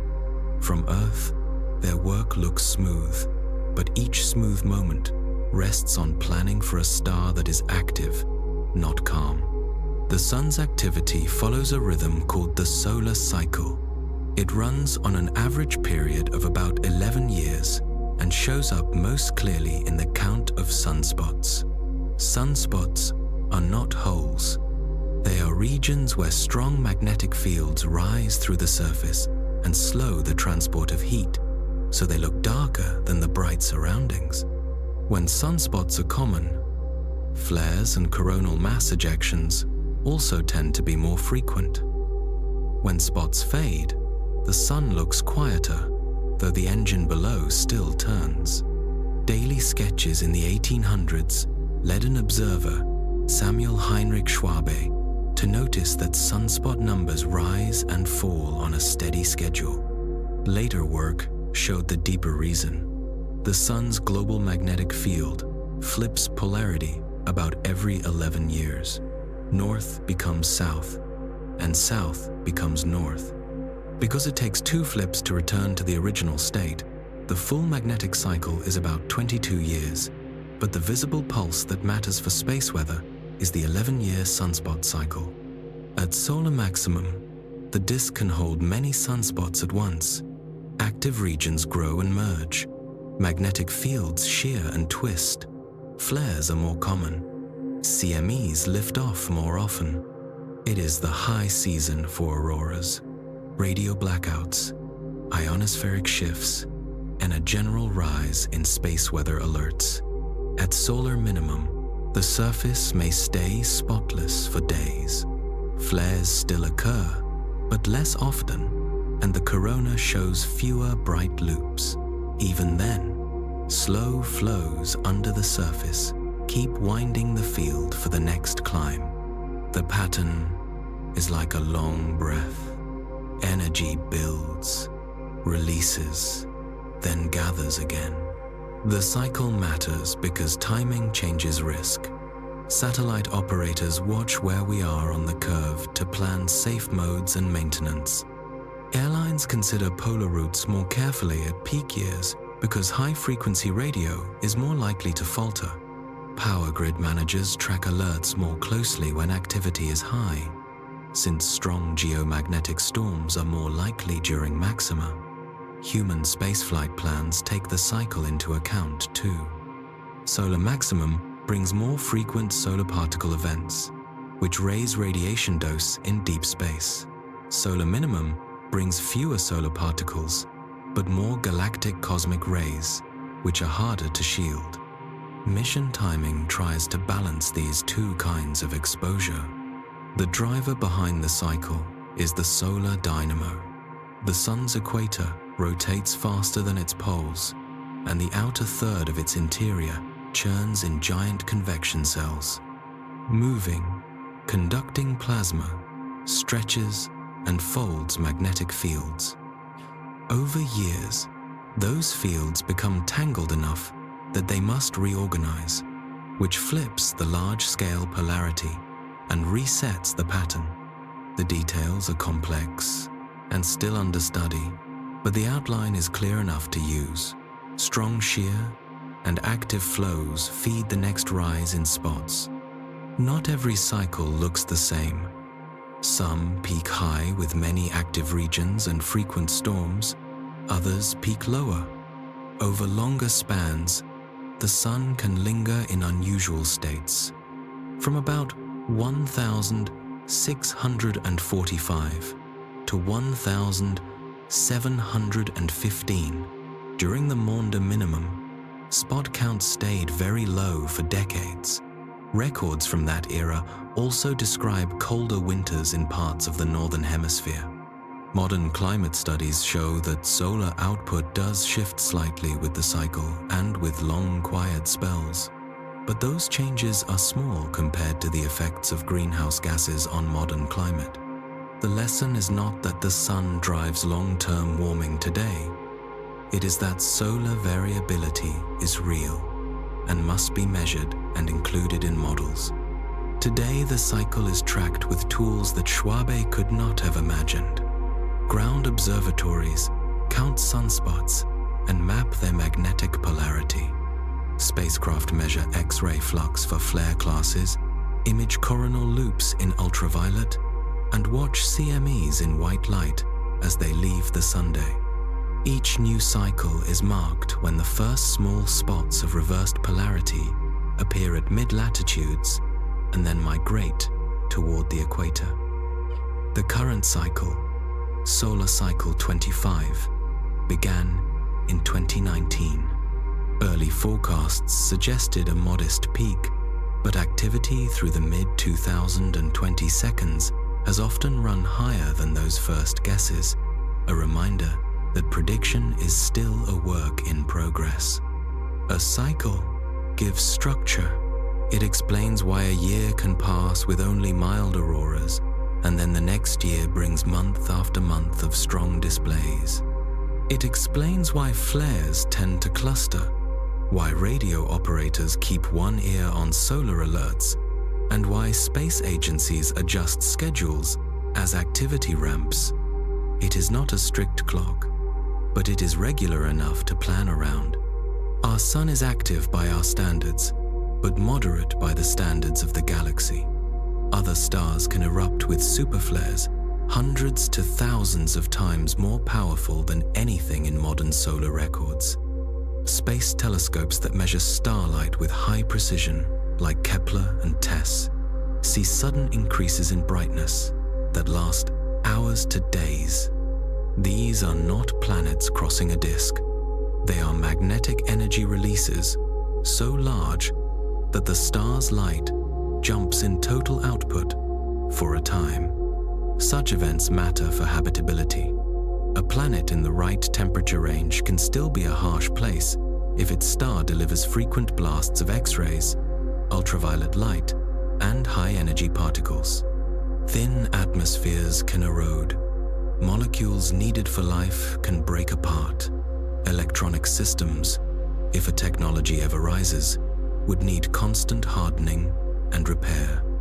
Red dwarfs are the most common stars in the Milky Way.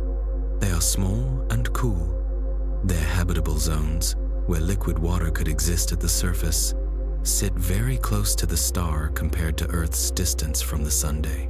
That close-in location raises both hope and concern.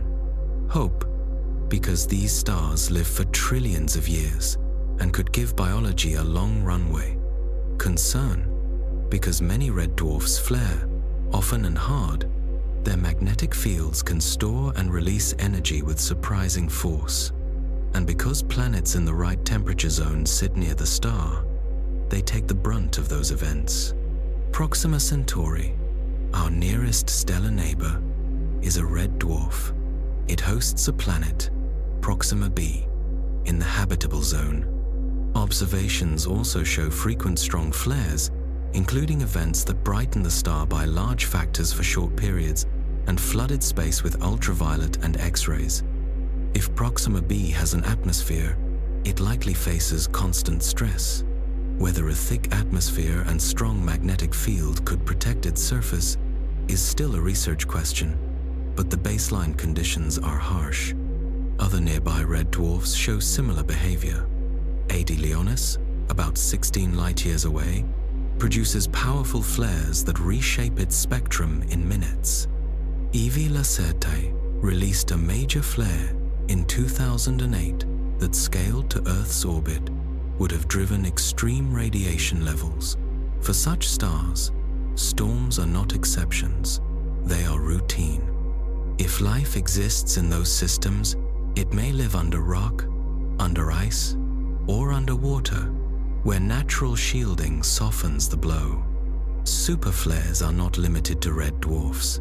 Younger sun-like stars that rotate faster and host stronger dynamos can also erupt. Some models of our own sun's early life suggest higher activity when the star was young. If so, early Earth faced more frequent and stronger flares. Life still started here, which points to several possible supports: a protective magnetic field, a thick atmosphere, water that buffered the surface, and chemistry that can use bursts of energy as a tool rather than only as a threat. Flares may even help prebiotic chemistry. Energy is needed to drive complex molecules from simple ones. Lab studies show that ultraviolet light and particle irradiation can catalyze steps in building amino acids and nucleotides on a young planet. Short, intense flares could provide pulses of energy that push reactions forward. This is still an area of active research, and the balance between helpful and harmful effects will depend on details: how often the pulses come, how strong they are, and how well the environment shields and recovers. When we talk about habitable zones, distance from the star is only one parameter. The star's temperament matters too. A quiet star with steady output gives a planet with a thin atmosphere a better chance. A volatile star asks for heavier shielding, thick air, strong magnetism, or an underground or underwater niche. Telescopes now check not only for planets, but also for stellar activity. Light curves reveal flares. Spectra show magnetic proxies. Radio and X-ray observations fill in the high-energy picture. This broader view helps us rank targets where surface life might stand a chance. Our Sun sits in the middle of the stellar personality chart. It flares, but not constantly. It hosts a cycle, but not a wild one. It powers a magnetosphere on Earth strong enough to steer most particles away from the surface. It warms an atmosphere thick enough to absorb harmful radiation. That combination is rare enough to appreciate, active enough to teach physics, calm enough to allow cities, networks, and long human lives to develop. Back at home, the cycle sets expectations for the next few years. Spot counts rise, active regions step toward the equator, flare rates follow, aurora alerts become more common. Radio operators watch for shortwave blackouts tied to strong X-ray bursts. GPS users accept that accuracy will dip during ionospheric storms and then recover. Satellite controllers confirm that safe modes trigger as planned. Power grids practice procedures for geomagnetic disturbances and track currents in long lines when indices climb. None of this requires drama. It is the steady work of living with a star. The science that supports those steps keeps refining its tools. Magnetograms map where opposite polarities press together, a sign that energy is stored. Ultraviolet images show ribbons lighting up along magnetic neutral lines when reconnection starts. Coronagraphs trace CME halos and yield speed and direction. Upstream monitors at the L1 point measure the solar wind's magnetic field before it reaches Earth, which sets expectations for how strongly the magnetosphere will respond. Models turn those inputs into arrival times, field strengths, and ranges of likely effects. Forecasts are not perfect, but they improve as cycles pass and datasets grow. The same cycle that raises risk also raises chances to learn. Flares across the strength scale from small class bursts to large X-class events test ideas about how reconnection proceeds, how particles are accelerated, and how loops fill and cool. CMEs test models of eruption and propagation. Comparisons to stellar flares connect solar physics to the broader question of how magnetic stars work. Lessons travel both ways. What we can resolve in the solar corona helps us interpret a one-pixel star flare in another system. What we see at high energies from an active star reminds us how extreme a magnetic engine can become. The solar cycle also sets the stage for human exploration timelines. When crews work in deep space, they face two backgrounds: solar particles that come in bursts and galactic cosmic rays that are always there. Engineers plan for both. Storm shelters in spacecraft and habitats gather dense materials, water, supplies, fuel as walls. Warning systems link directly to mission timelines, so spacewalks can be moved or paused. On the Moon, burying modules under regolith can multiply protection without launching heavy shields. On Mars, transit periods and surface operations will hinge on forecasts and on safe rooms sized for days of shelter if a particle event arrives. If we step back, the pattern is consistent. A magnetic dynamo in the Sun builds structure. Sunspots mark where fields pierce the surface. Flares and CMEs release stored energy. The cycle modulates how often this occurs. Earth's magnetic field and atmosphere absorb and redirect the results. Technology feels the strain most when it depends on radio, timing, or long conductors. Beyond the Sun, other stars follow the same rules, but with different settings for rotation, field strength, and age. Some are gentle, some are noisy. Many red dwarfs are both long-lived and volatile. When news mentions a strong flare or a vivid aurora, it is easy to see only the show or only the risk. The fuller view is both. Flares are laboratories, CMEs are tests of shielding. The cycle is a schedule, and the spread of stellar activity across the galaxy places our system on a calm stretch of a very wide road. If we lived by a more violent star, the first tools any civilization would build might be shelters and timing systems, not radios and telescopes. Here, we had the room to learn slowly. The line of fire is daunting, but it marks where knowledge grows. Astronauts learn to treat alerts like weather reports, objective signals that trigger simple, practiced steps. Scientists learn to read sunspot maps and light curves like forecasters read fronts and pressure lines. Engineers learn which designs fail and which ride through. The solar cycle marches on whether we watch or not. Watching turns it from a surprise into a pattern we can live with, and comparing it to other stars tells us how lucky we are to orbit a star that is active enough to be interesting and moderate enough to be manageable. Gratitude is a fair response to our place in the cosmos. Among many kinds of stars, we orbit one that is active enough to teach us, yet calm enough to let life grow. Because the Sun sets the boundary conditions for everything on Earth, people have long linked its light with seasons of plenty and seasons of want. Modern science adds more detail and asks a clear question: can solar flares and the Sun's bursts of activity change Earth's climate in ways that matter over decades? The careful answer is measured. Solar activity plays a role, but the effect is small compared with stronger drivers. Space weather can be dramatic. Climate change is about long, slow shifts in the planet's energy balance. It helps to separate weather from climate. Weather is local and short-lived. Rain this afternoon, clear skies tomorrow.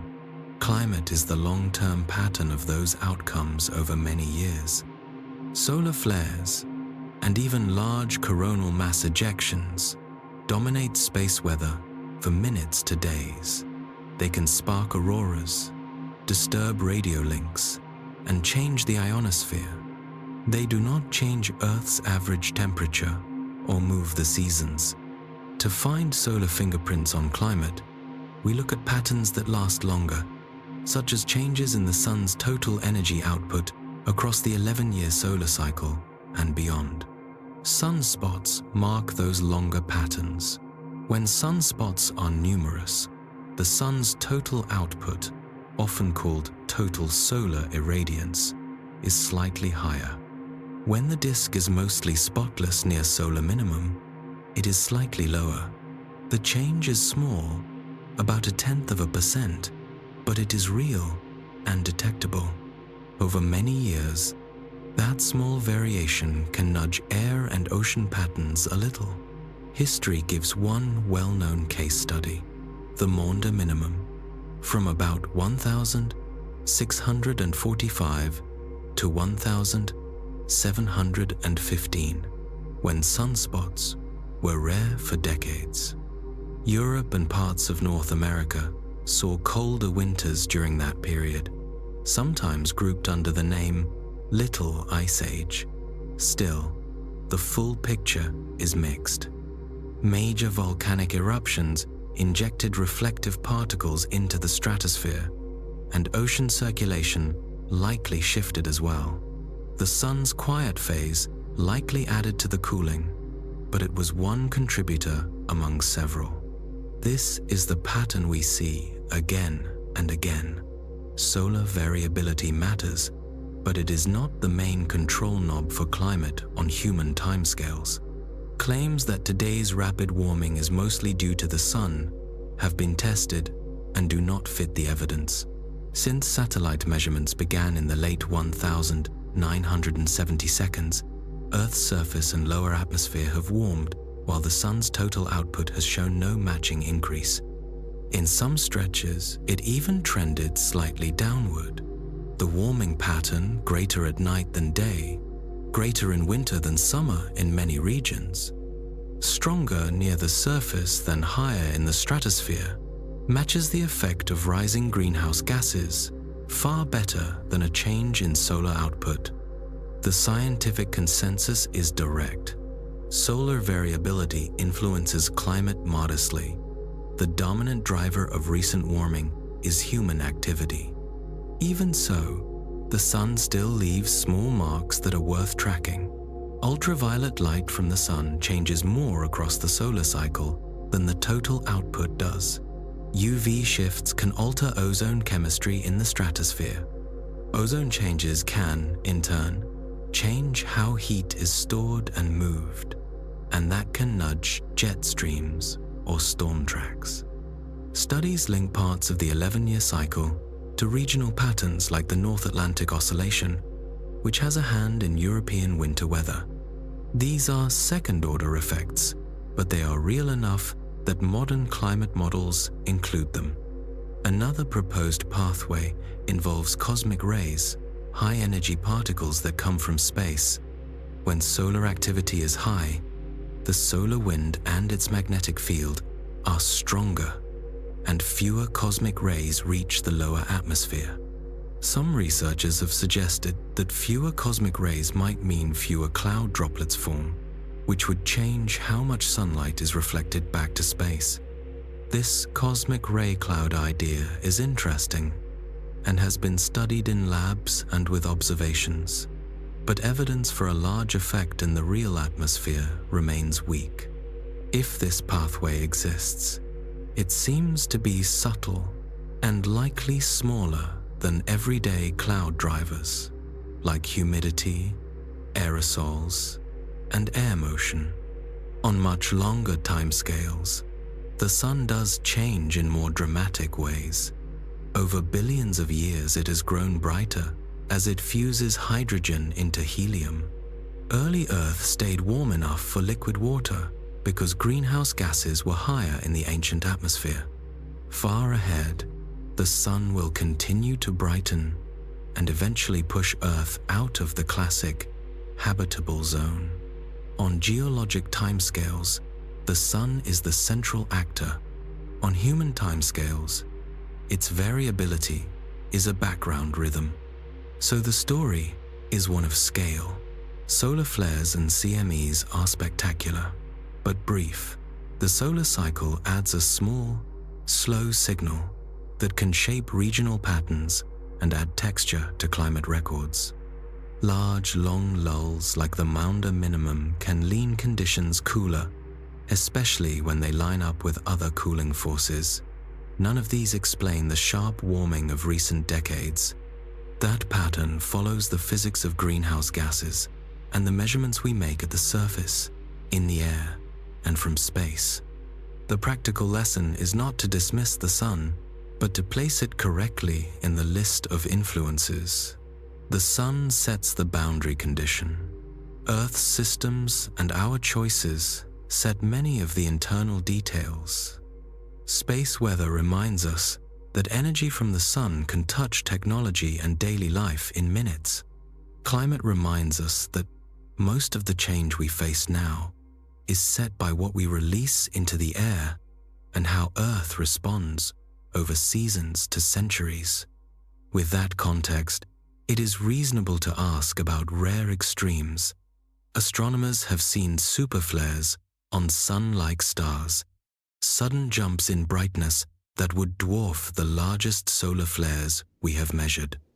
Our sun has not produced such an event in modern records. Could it? The answer is cautious. Data from other stars show it is possible in principle, especially for younger, faster, rotating stars. For our middle-aged sun, the odds seem low but not zero. Thinking through the scenario clarifies what is at stake for a technology-rich world. A mega flare starts with light. Within 10 minutes of the eruption, X-rays and extreme ultraviolet would reach Earth, increasing ionization in the upper atmosphere. High-frequency radio would fade over sunlit regions. Navigation signals that depend on a stable ionosphere would degrade. Airline routes over the poles would be rerouted to maintain contact. The next phase would come hours to days later if a fast, Earth-directed CME was launched. That cloud of magnetized plasma would strike the magnetosphere, compress it, and drive a geomagnetic storm far stronger than the norm. Auroras would move far toward the equator. The view would be striking in places that rarely see the lights. Underneath the display, long conductors would feel the stress. Changes in Earth's magnetic field induce electric fields in the ground. Transmission lines, railways, and pipelines pick up these quasi-DC currents. Transformers can saturate, heat up, and trip. Protections can cascade if multiple components reach limits at once. Some areas would recover quickly. Others could see damaged hardware that takes time to replace. Pipelines might need adjustments to corrosion protection systems until conditions calm. Satellites would see a different kind of load. High-energy particles can charge surfaces, build up potentials in dielectrics, and cause discharges across components. Single event upsets can flip bits or damage chips. Solar panels would lose efficiency from radiation damage. Low Earth orbit satellites would face higher drag as the upper atmosphere swells, which complicates tracking and raises collision risk if orbits shift suddenly. Operators expect some of this and plan safe modes, but an extreme storm would test margins.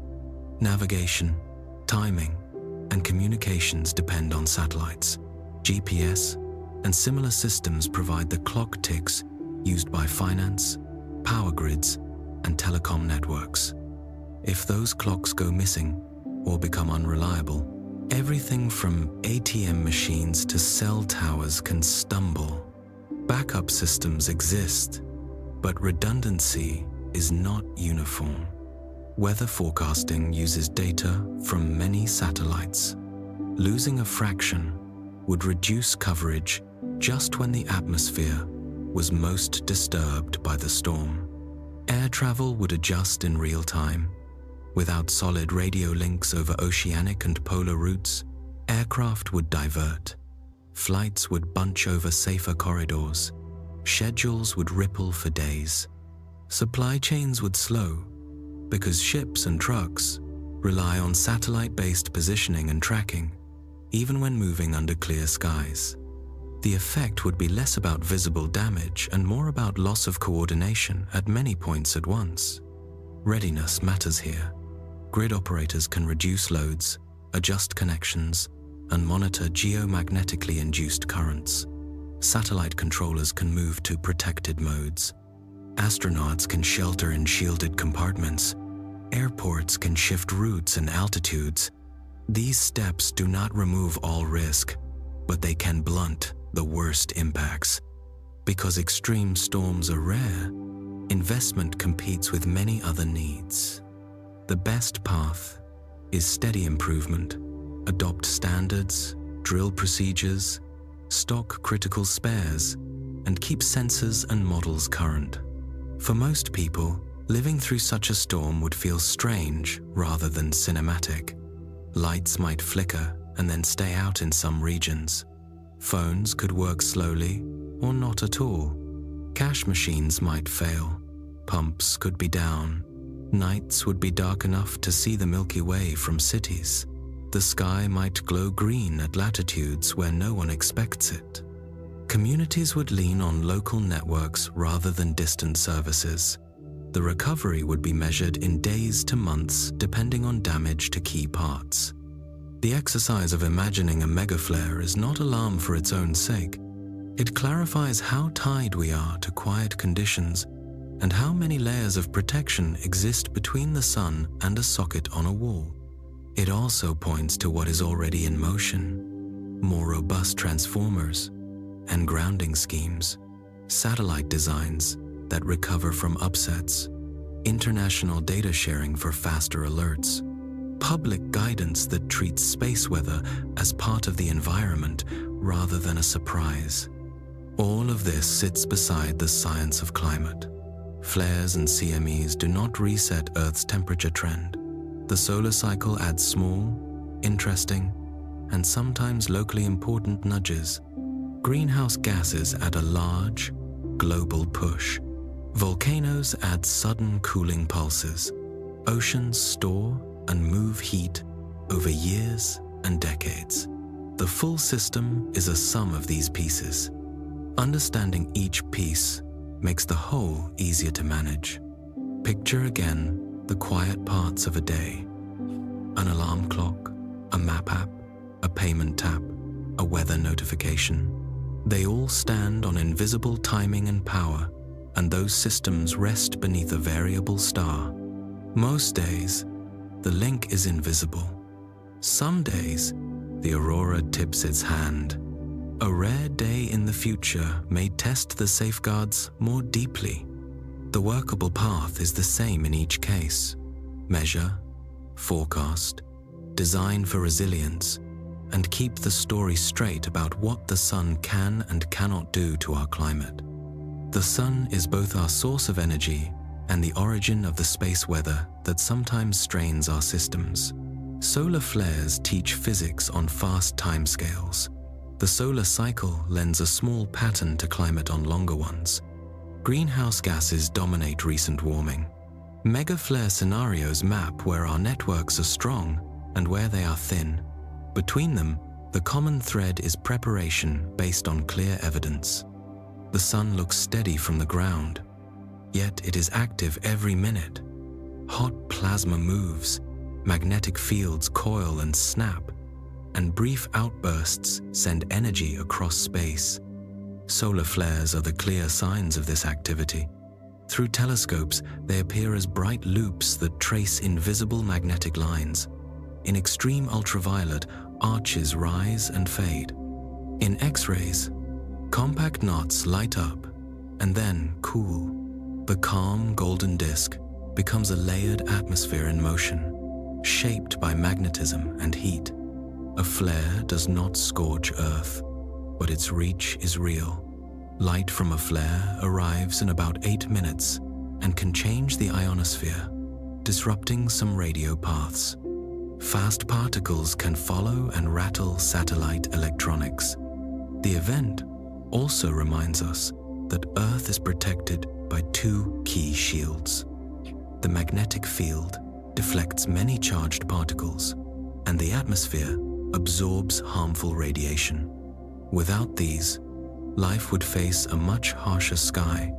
With them, much of the storm becomes a distant show rather than a direct threat. From that same activity comes beauty. During stronger events, charged particles guided by Earth's field collide with oxygen and nitrogen in the upper air. The result is auroras green from oxygen, near 100–150 kilometers, red higher up, and blues and purples from nitrogen. Curtains and arcs drift and fold as energy flows through the magnetosphere. The site is a visual record of the path from Sun to Earth, magnetic stress, release, and a final glow over the poles. Scale helps place flares in context. A major flare can release energy equal to billions of nuclear explosions, yet it is a small feature on a star 1,000,000 times larger than Earth. Energy spreads, weakens with distance, and is absorbed or deflected by our shields. Still, the same physics connects the Sun to our daily lives. A storm 150 million kilometers away can change radio coverage, disturb satellite timing, or add air drag to low-orbit spacecraft for a day or two. Solar flares have likely influenced Earth since the beginning. Early in the planet's history, the young Sun was probably more active. Bursts of ultraviolet light and particles may have driven some of the chemistry that built complex molecules, while Earth's thicker early atmosphere and magnetic field limited damage at the surface. Over time, the Sun's activity settled into patterns we can measure and use. Modern instruments make the process clear. Spacecraft image the Sun in many wavelengths, record its X-ray output, and watch coronal loops grow and vanish. Coronagraphs block the bright disk to reveal coronal mass ejections, large clouds of magnetized plasma that sometimes accompany flares. Monitors between the Sun and Earth sample the solar wind and its magnetic field before it reaches our magnetosphere.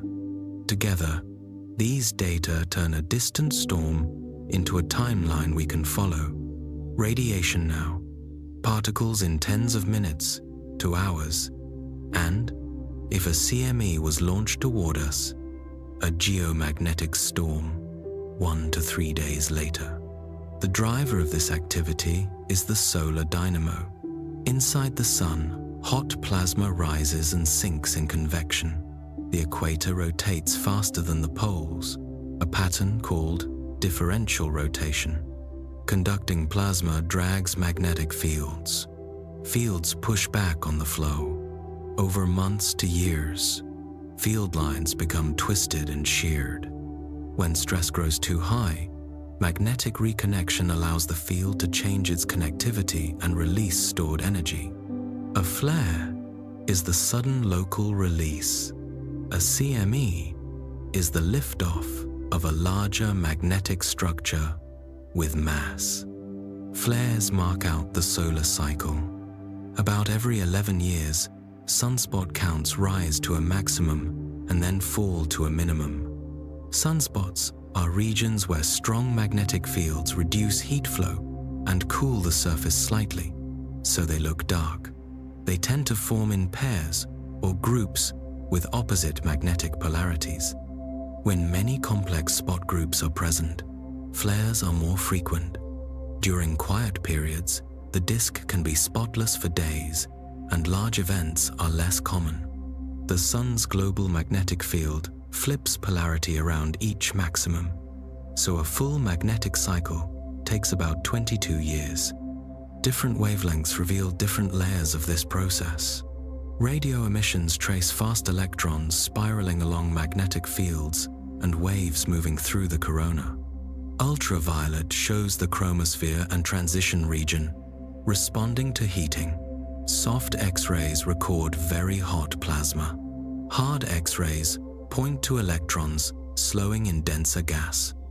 By combining these bands, scientists map how energy moves from reconnection sites through loops and down to the lower atmosphere, then back into space as the system cools. Looking beyond our star adds perspective. Many red dwarfs, the most common stars in the galaxy, flare often and strongly. Their habitable zones are close to the star, which means any planet there receives frequent bursts of high-energy radiation. Without thick atmospheres or strong magnetic fields, Such planets may lose air and surface water over time. Even some sun-like stars, especially young, fast-rotating ones, produce superflares, far stronger than anything in modern solar records. These observations help set a range for stellar behavior and for where surface life might endure. Flares connect to habitability in a practical way. Distance from the star is only part of the story.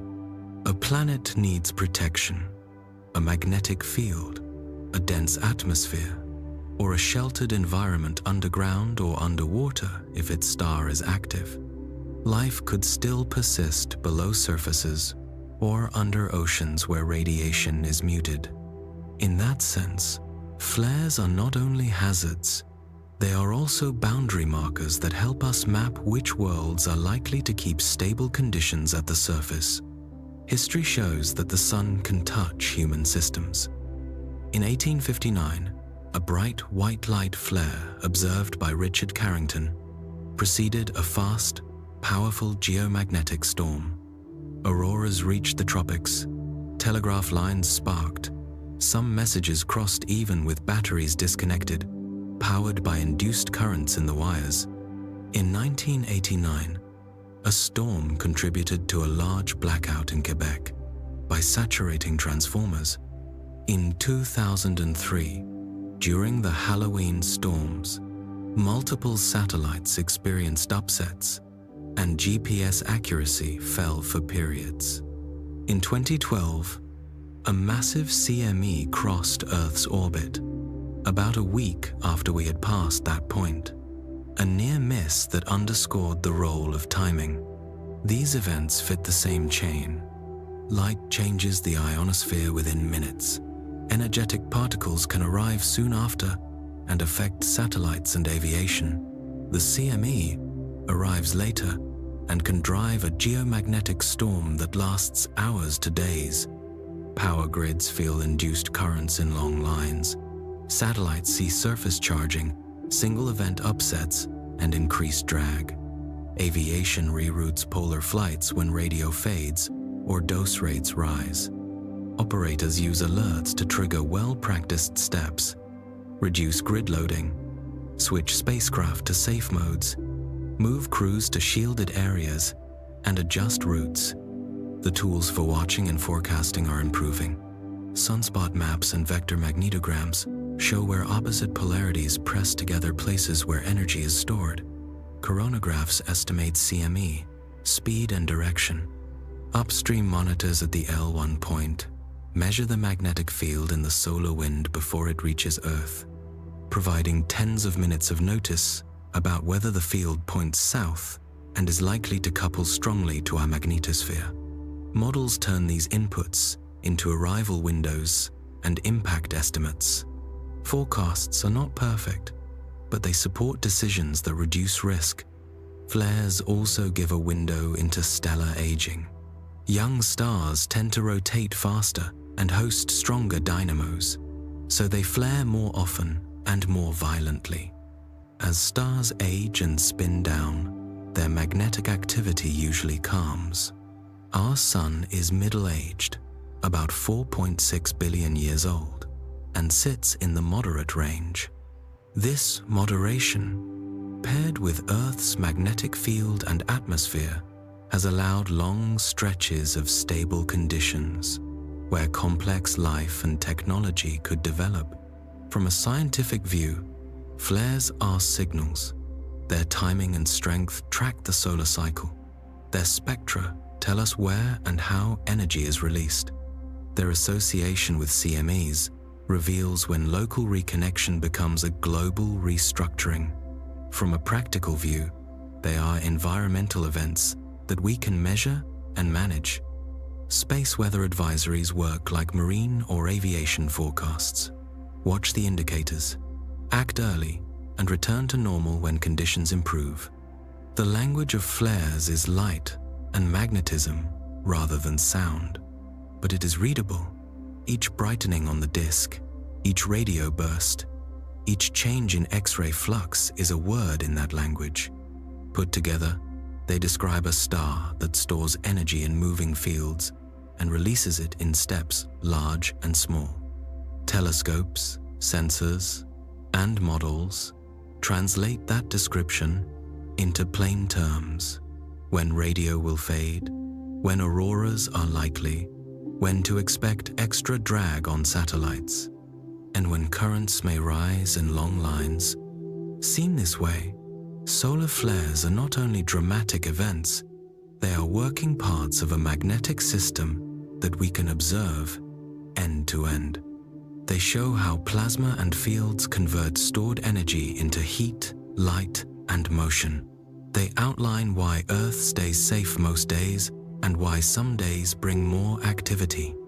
They link our sun to other stars and help explain how stellar behavior changes with age. And they keep teaching the same clear lesson. Understanding turns a distant storm into a pattern we can recognize, monitor, and prepare for while we continue to learn how a star lives. The sun is our star and our storyteller, speaking in light about how stars live and change. From the ground, it feels steady, so familiar that it fades into the background of daily life.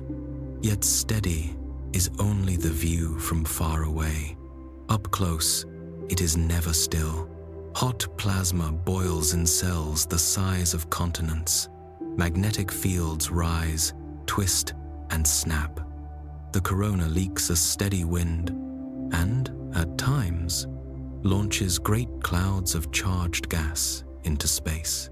The same engine that warms oceans and lights every leaf also powers storms that test the tools we build. In that contrast, giver and challenger, lies the honest character of our star. Each dawn feels like a promise. The sun returns, the air warms, shadows lean and lift. That promise is reliable, but it is not proof of calm. The surface is a restless sheet of plasma. Bright loops of fire arc into space and fall back. Dark sunspots mark where strong fields hold heat below the surface, making the area cooler than its bright surroundings. Underneath, invisible lines of magnetic force are pulled and knotted by the sun's rotation and its constant churning. When stress grows too high, field lines rejoin in new patterns and release energy in a flash.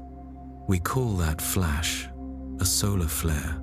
We see it across the spectrum, from radio waves up to X-rays, and in rare cases, gamma rays. It is short by human clocks, minutes to hours, but it tells a long story about how a magnetic star reshapes itself. The same processes that power flares also build the great outflows called coronal mass ejections. A CME is not just light, it is matter, a huge bubble of magnetized plasma that drifts and then races away.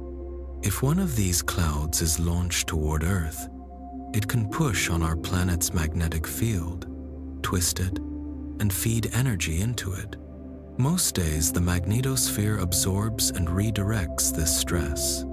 Some days, the coupling is strong enough to make currents surge in our upper atmosphere and, for a time, in long power lines on the ground. The sun is not aiming at us. It is simply acting out the physics that defines it. We live well within that physics because Earth carries shields of its own. Those shields are remarkable. A dynamo in Earth's liquid outer core builds a planetary magnetic field that fills space around us. The field turns the solar wind aside and funnels many charged particles toward the poles. Above the air we breathe, the atmosphere gets thin and then thinner still, but it does not vanish. It soaks up dangerous radiation. Together, field and air make a buffer that turns much of the sun's rough weather into shows we can watch from safety.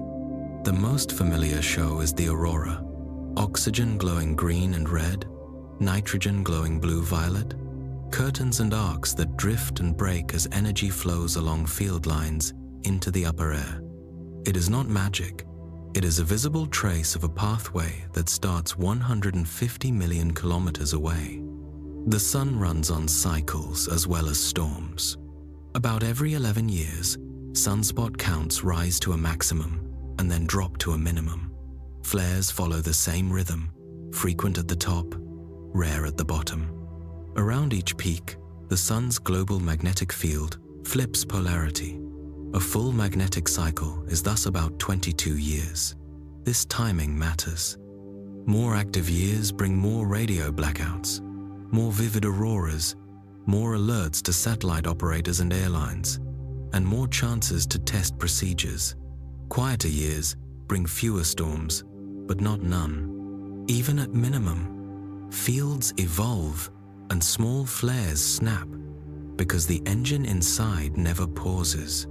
Science has turned the sun from a bright disk into a layered system we can read.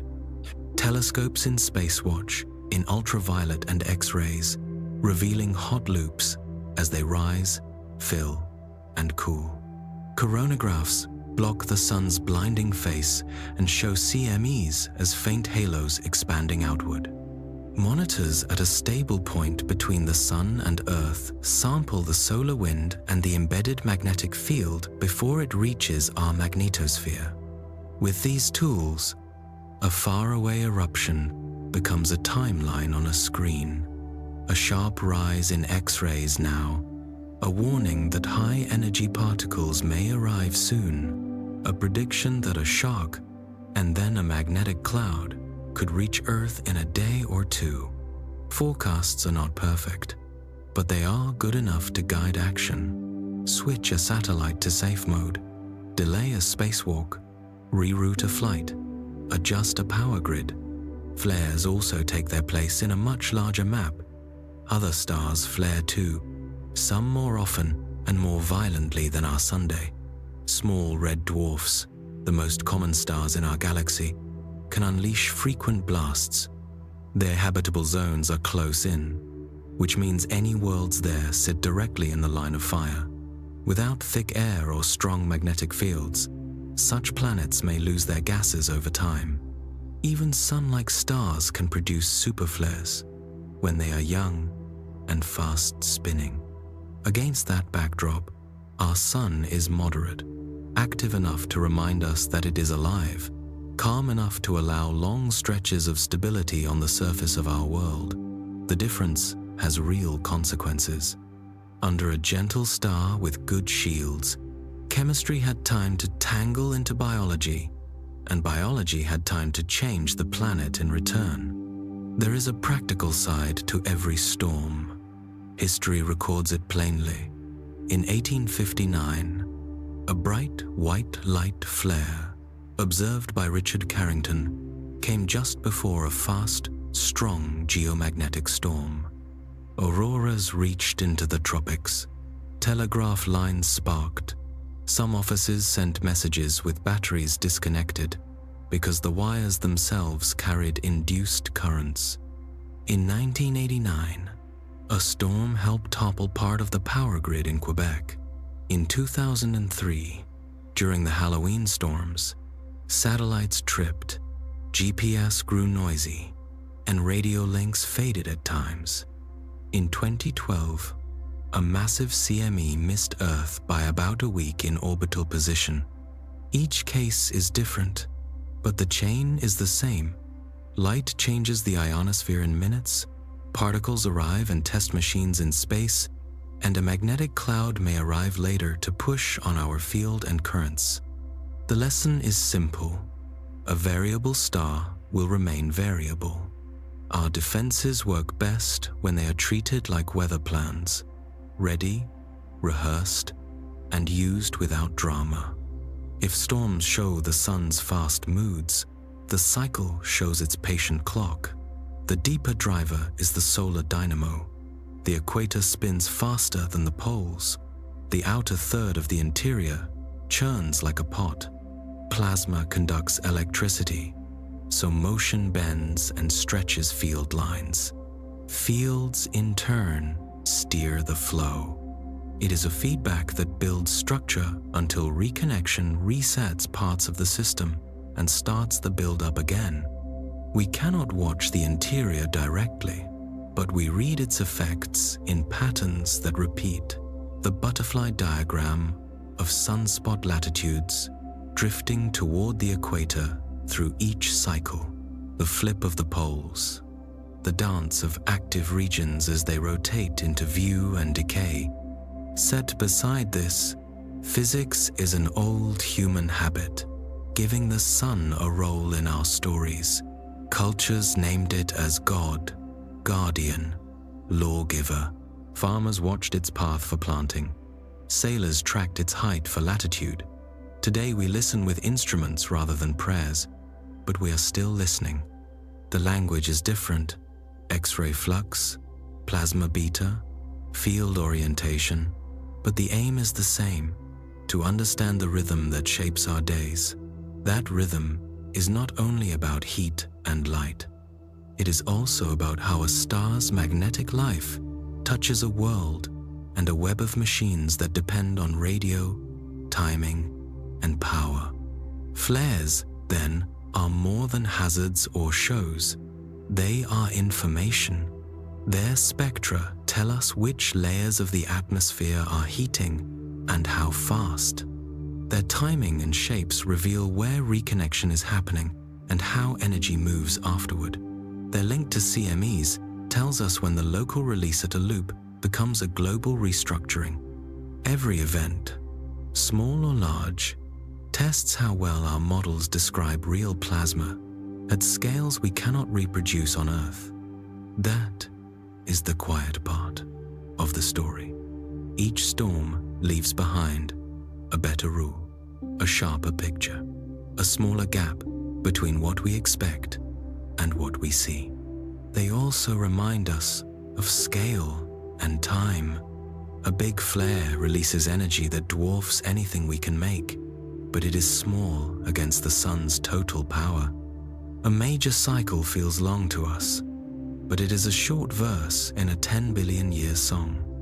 Our instruments and networks have grown up in a brief calm window inside a single cycle. The sun will keep rising after this cycle ends, after the next, after many more. Far in the future, it will change in deeper ways, swelling and cooling as its core runs out of hydrogen. Flares will be different then, the wind will be different, and the story will tilt toward a new chapter. Knowing this does not keep us from caring about today. It gives context to why today matters.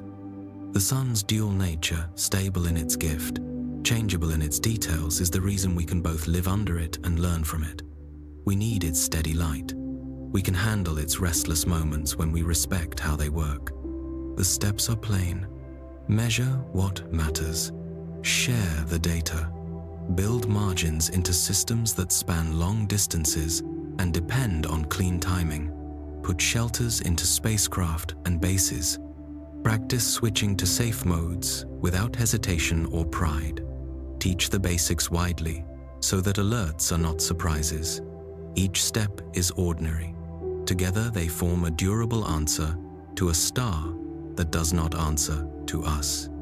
And still, beyond procedures and graphs, there is the view itself. Through a filter, the photosphere shows grainy cells that churn and fade. In ultraviolet, tall arcs glow and unwind.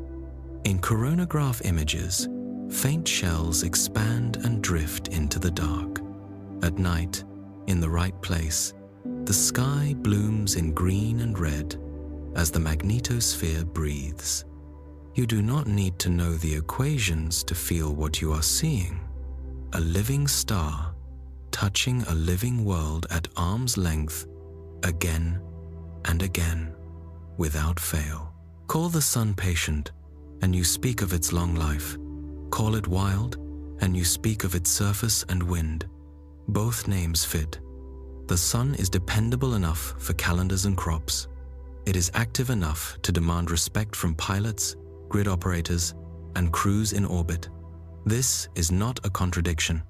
It is a balance, and we live in the middle of it. We are small within the system, and yet able to read it. We are fragile within it, and yet able to prepare.